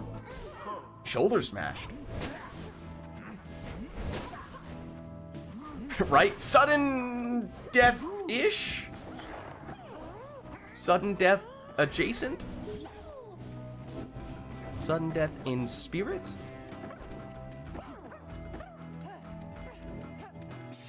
Tamitha trying to find another way around. Murph getting aggressive here with Tizo, though. Shoulder smash. Coming in great use for Hedwyn. Get some reinforcements now. There's Nor with Tamitha. And there's the rekindling. Yes, it is 50, the full rekindling for Murph. We've yet to see what the deal is for Anor, but one would think she also has at least some rekindling, though I think in her case, it might just be 10.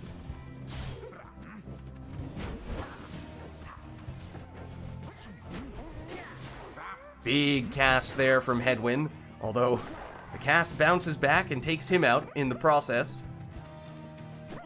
Murph trying to find a way through with the Imp, but Anor intercepts. Surveys with Tamitha.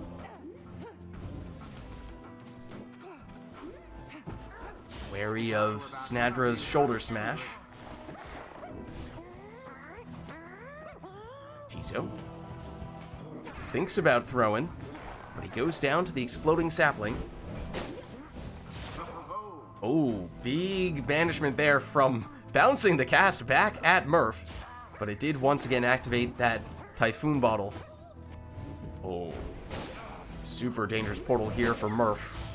See if he gets the chance to use it. Of course, Anor will do everything she can to prevent that from happening. Here is Murph. Goes through the portal, but Anor able to block it. And resets the portal location. Still dangerous, but not nearly as much as it was a minute ago. We're trying to make something happen with the fell swoop. Gets rid of one of the defenders, but then loses Pamitha. Pamitha back. Blocks.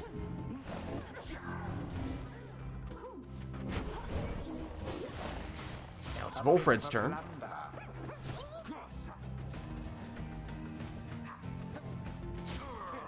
Edwin goes down. Volfred goes down. Snadra goes down.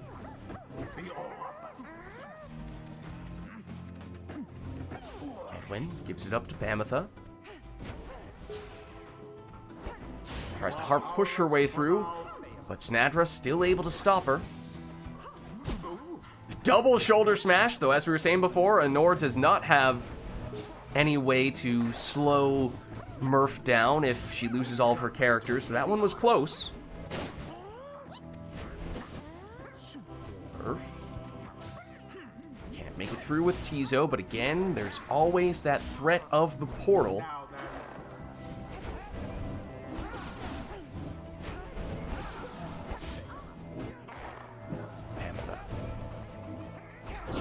Swoop gets rid of the sapling. The imp as well. That time Murph shields and gets rid of Pamitha. The nomads, as always, cancel each other out.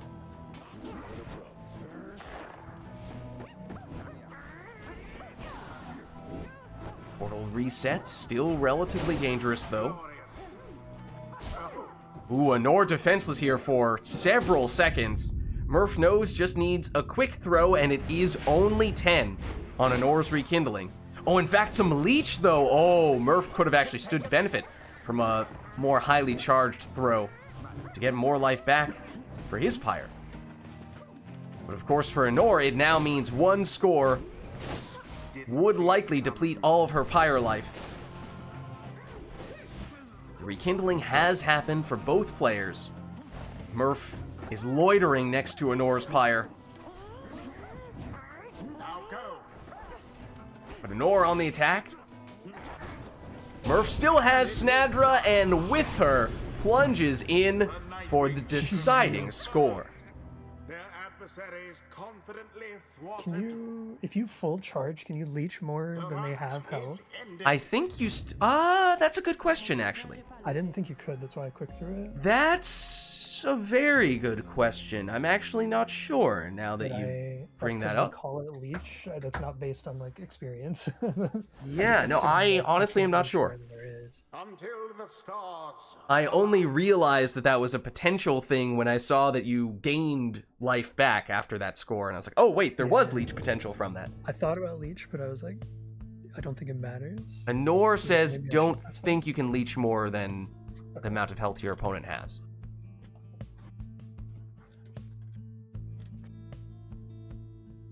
Yeah, that's true though. If you're talking about like, can I exceed 50 because that was my rekindling threshold? Yes, you definitely can exceed that. You can do that. But I meant like, she had 5 Pyre health, so right. I assume my max leech would have been 2 or 3. I don't know if it rounds up. Yeah, I honestly don't know. Anor says maybe not. All right, well, it's starting to get pretty late, so what I'm thinking is maybe we'll do one more match in which we'll take any requests people may have. Our penultimate rite in that way, and then we'll go for our liberation rite after that. Right, that's you leached 4 off of Anor's 5 Pyre life, so we didn't figure out, we didn't learn anything from that score, really. So you might be able to leech more then. Alright, but is there anything we'd like to see for this next one? Last opportunity to do so. Oh, Lilac made, oh! When did that happen? In the middle of the match. That was actually a very long match, because it's a very defensive showdown vibe to it. Okay, so it's all Titan stars. So that means big benefit for Anor big nerf for Murph. Anything else on top of that? Nora's just like, I'm sorry, Murph. Anything to, I don't know, like theoretically perhaps try to balance out this very imbalanced request that someone just made? I get 110 Pyre life. Oh my goodness. Which would be That's reduced OP. to 80, actually. Yeah, it's gonna be less than 100 anyway. Murph the Smurf? Nah. Murph the Nerf. Okay. Okay, Core says Anor can only do 2 masteries. I assume you mean per character, Core, right? Not like 2 masteries in total across the whole team. Per exile. Okay, gotcha. Alright, I do see what you're saying there, Lilac. It's technically not a request. I guess technically you could argue it falls under the sort of open-ended Titan Star request category. So I guess we could do it. Alright, let's do it for the sake of balance. So Anor gets all the Titan Stars activated, making her stronger. However, Murph picks all of Anor's exiles, and Anor can only take 2 masteries per character. I literally thought you were about to say picks all of Anor's Titan Stars. If you want to pick all of Anor's Titan Stars, you can. You don't really have much choice in the matter. The Titan Stars. All is all. Yeah, that was the one I was gonna pick. Yep, that one too.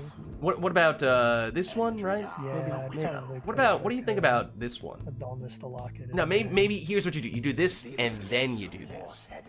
Okay, wait. Turn off Tattered Mantle, and then give me Limbless Arazek, and then for the last one, I think I'll go Tattered Mantle. Oh, okay. Now, that's a bold strategy, Cotton, but we'll see if it pays off for him.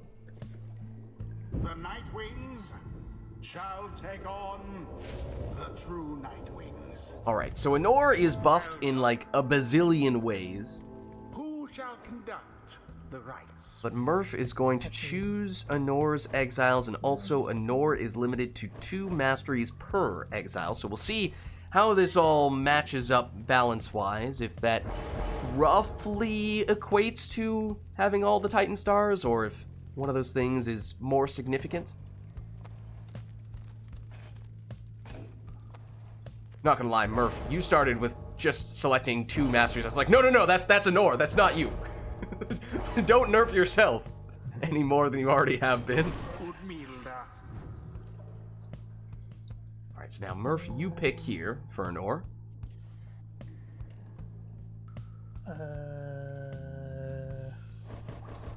Everything has leech. Everything is really fast. Oh my goodness, those stats. 9 Hope Oralek by default. And I'm still facing talismans, right? Talismans are unchanged. I think those are still unchanged, yeah. Yeah, Orlek is lightning quick, and he has 9 hope. And he has a domineering... He might already automatically have a domineering presence. I think he... Tiny worm, I guess? Just choose. Murph says a worm. So Anor... Well, you have some pretty crazy stats, including a noticeable presence. You can only take 2 masteries, but you can still take a talisman. Presence on the worm just makes the trail longer, right? Yes, I believe. Oh no. That makes the cast even bigger. 41 quickness. The cap is 40, for what it's worth. And you do get diminishing returns as you approach the cap. Now Nora's just messing with the math here. She's like, how big can I make these numbers go? Alright. That worm may or may not be able to cast across the entire arena. We're about to find out.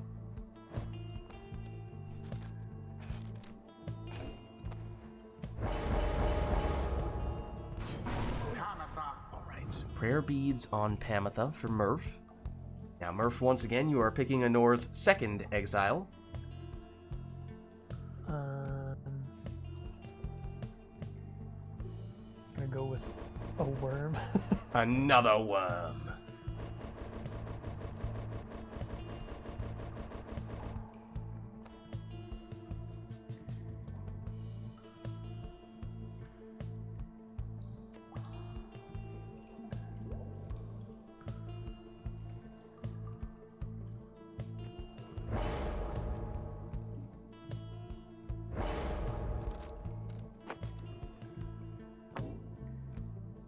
Checking the presence. It's looming.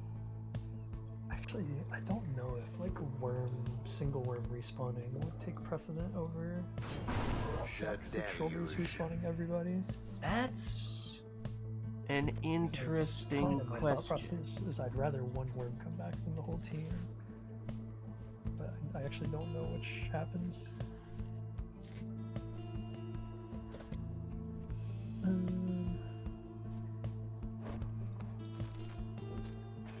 I think I may remember the answer, but I don't know if I want to tell you. Quickness? Oh yeah, you've a hangover. Careful.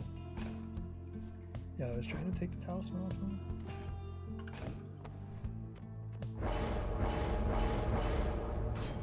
Messenger Imp. Alright. Nor says she sees the pattern. Well, Murph, is it a third worm? Yeah, why not? Why not? Think of anything better?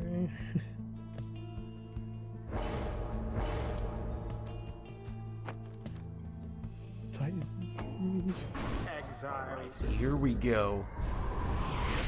The super-powered worms. Oh my goodness! They may only have 2 masteries, but they are still mighty. There's the Titan Tooth stun as well. Nor weaving around, but Murph recovers quickly enough.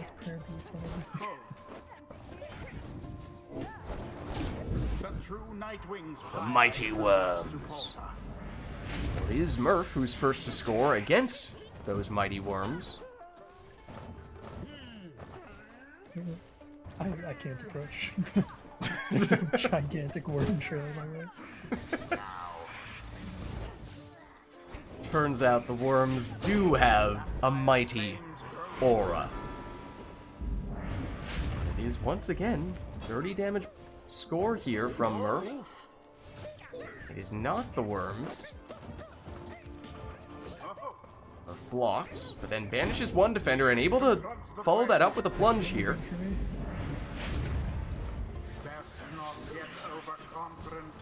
Murph goes the direct route, but still doesn't have time to throw that one in before getting banished.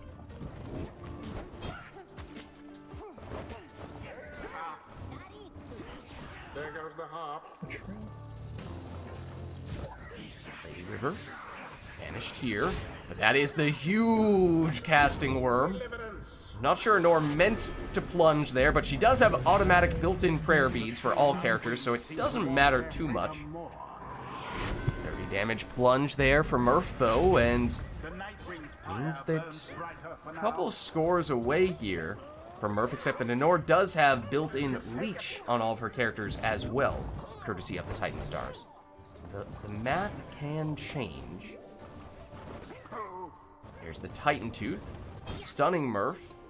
If that were Nor's big casting worm, definitely would have had the range, but it wasn't, so she didn't.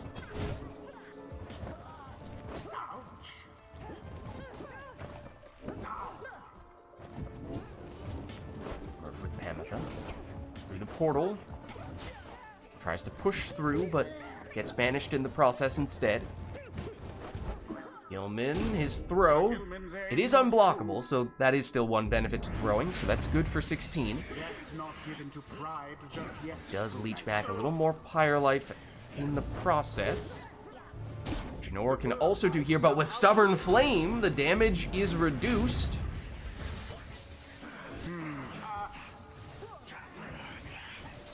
Milda gets a couple banishments. Gets the orb back. Vanishes a couple more. Oh, Murph needs to be careful, yeah, not to activate Shax. If everyone does go down on Anora's side, then everyone immediately comes back, and that did happen on that occasion. Murph able to plunge here. That's good for 30, and that means one score could be all that Murph needs here. Stubborn Flame is no longer active, though, which means that this is actually a sudden death match right now, because it had to be. Oh, but it would need to be with it would need to be with the extra damage on the worms, and Anor can't get that mastery because she doesn't have enough mastery points to do it. Now it's sudden death, though.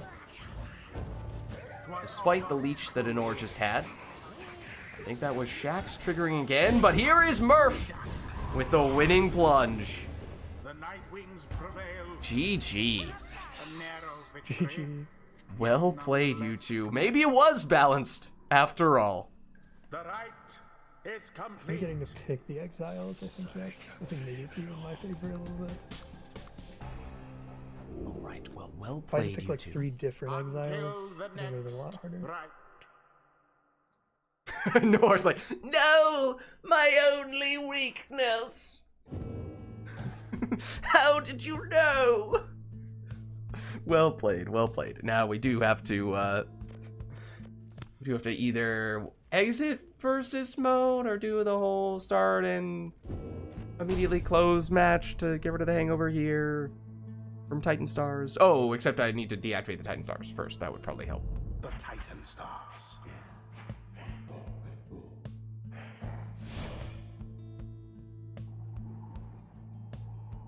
The Night Wings. Okay.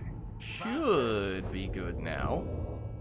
And that means we should be ready for our final rite of the night, our liberation rites, and that means we will be heading to the Fall of Solium, and we'll go, Nightwings versus True Nightwings with... We could either do... We should probably do this version. We could do Old Never to Return, but I feel like this is more fitting. Oh, and this is still active here. I think this makes more sense, especially for a Nightwings versus Nightwings matchup. Right. Old Never to Return is really more so Beyonders, is what we tend to use it for nowadays. And technically, it's the true Nightwings that get this version of Never to Return in the campaign, so I think all signs point to this. But we will be wrapping up with this match here, our final one of the night, so no requests from chat for this one. Both players just taking their preferred teams to finish things off in style.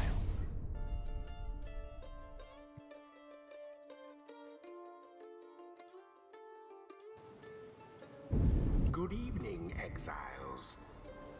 You heed the summons to the Fall of Solium. You now have this chance to prove yourselves. We soon shall see who is the most deserving. Nightwing, stand prepared. True Nightwing, stand prepared. Who shall stand together here this night? Alright, so as we were saying, this will be our final rite of the night, our liberation rites. No requests from chat for this one. Both players just taking their preferred teams to finish things off in style, and for Murph, that's a Prayer Beads Pamitha. Oh no, the Titan Star! I thought I fixed. Okay, I did see your message earlier, Failer. Which is valid once again.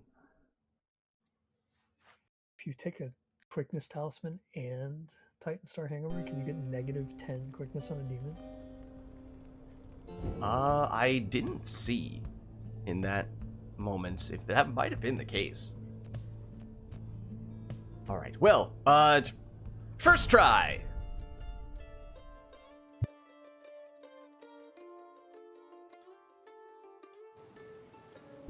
Hark, exiles. You are gathered at the Fall of Solium. At stake here in this rite is your salvation. Let us determine which of you is the superior. Nightwings, stand ready. True Nightwings, stand prepared. Now let us begin. Alright. So now we should be primed for our final match of the night, and it's still the same thing on Murph's end, and no hangover effect for Nora now. We are good to go for her as well. So it will also be a Prayer Beads Pamitha.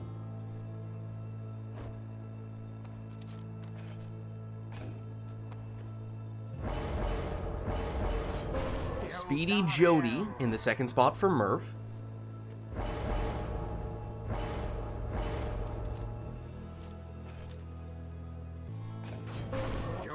Speedy Jody in the second spot for Nor.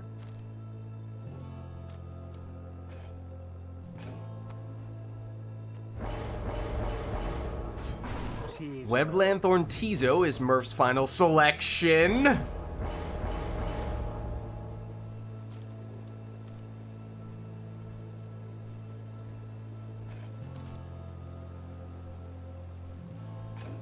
And Anor will do the same. So alright, here we go. Our final right of the night. Murph on the left representing the Nightwings, and Anor on the right representing the true Nightwings. Best of luck to you both.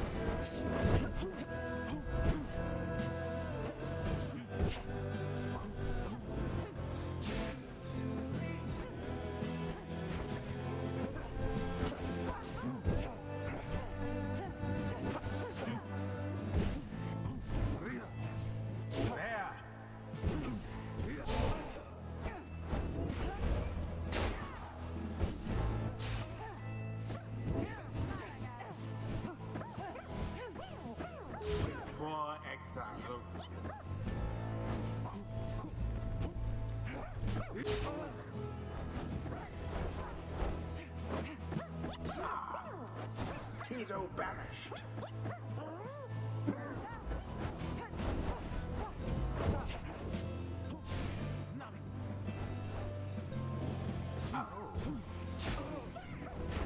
Tis taken.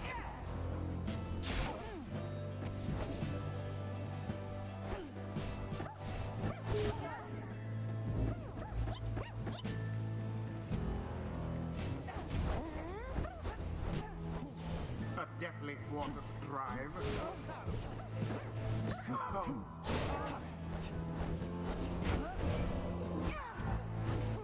Oof. Yes, righteous fire!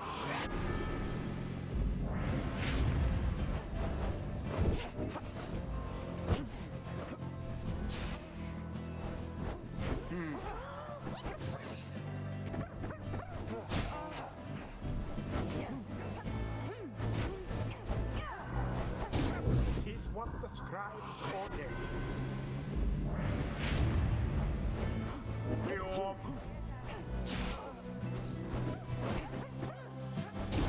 Fear not the purifying flame. Now, end the ceremony.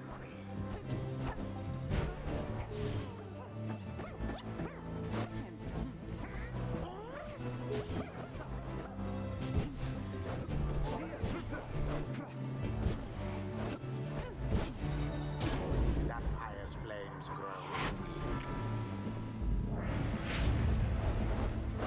That's it.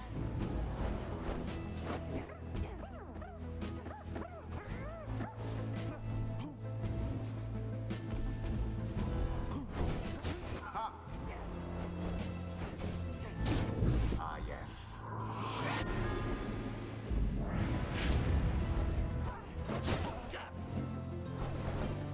The orb is up.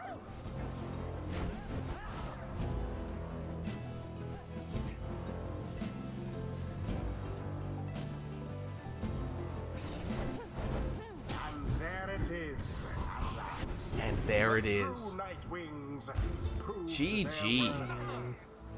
Of their adversaries, the same cannot be said. Well played, you two. Thus ends the liberation rite. Well, that was our final rite of the night, our liberation rite, and fitting, of course, that that one ended up being a sudden death match as well. But thank you all for stopping by, those of you who participated in the matches, and those of you who gave us the requests in chat as well. I am going to hop out of Discord, but I will catch you guys next time. Okay, and then let me also, if they still need to be freed, let me free Murph. Honor freed herself. I'm gonna free Murph. Then I'm gonna attempt to free Core. And Korn? No? Maybe they're fine. I don't know. Oh dear. It was the week of sudden death. Also the week of, well, yeah. Hopefully that took center stage more so than Steam Remote Play, but alas. Hopefully we'll have that just magically get better with some Steam update that is completely out of our control, but we're all gonna cross our fingers that it's gonna happen. Anyways, let me throw this screen on. Let me... Okay, yes, I have jumped out of Discord. Well, as I said, that was our final rite of the night, our liberation rite. So thank you everybody who participated in the rites today, and everyone who gave us the requests in chat as well. This was Pyre Community Rite Night, and if you're interested in getting more involved in multiplayer Pyre, then the best way to do so is by joining the Rite Club Discord server, which you can do by clicking on that link right there. My name is Lids. I'm hosting these Rite Nights, and my stream schedule is weeknights, typically Wednesdays, we're doing Path of Exile 2. Then on Friday nights, we're doing Mass Effect Andromeda multiplayer. Saturdays, Mass Effect 3 multiplayer. And then Sundays, obviously this, Pyre multiplayer. Then Lids Vids on YouTube as well, posting the VODs for all those streams, in addition to what is likely to be our last ever Hades 2 video. Just posted it yesterday, so you can check that out, in addition to, of course, all the other stuff that led up to that. Then also some Path of Exile 2 build guide videos, the latest of which you can check out right there. But if you haven't done so yet already, then of course you can also hit the follow button to get notification when I go live. Also at Lids Vids on Twitter. I post there when I go live as well. But actually the best place to stay up to date on all things Lids is my Discord, which you can join by clicking on that link right there. But that's going to be it for me for tonight, so thank you all for watching, hope you enjoyed the stream, and I'll catch you next time.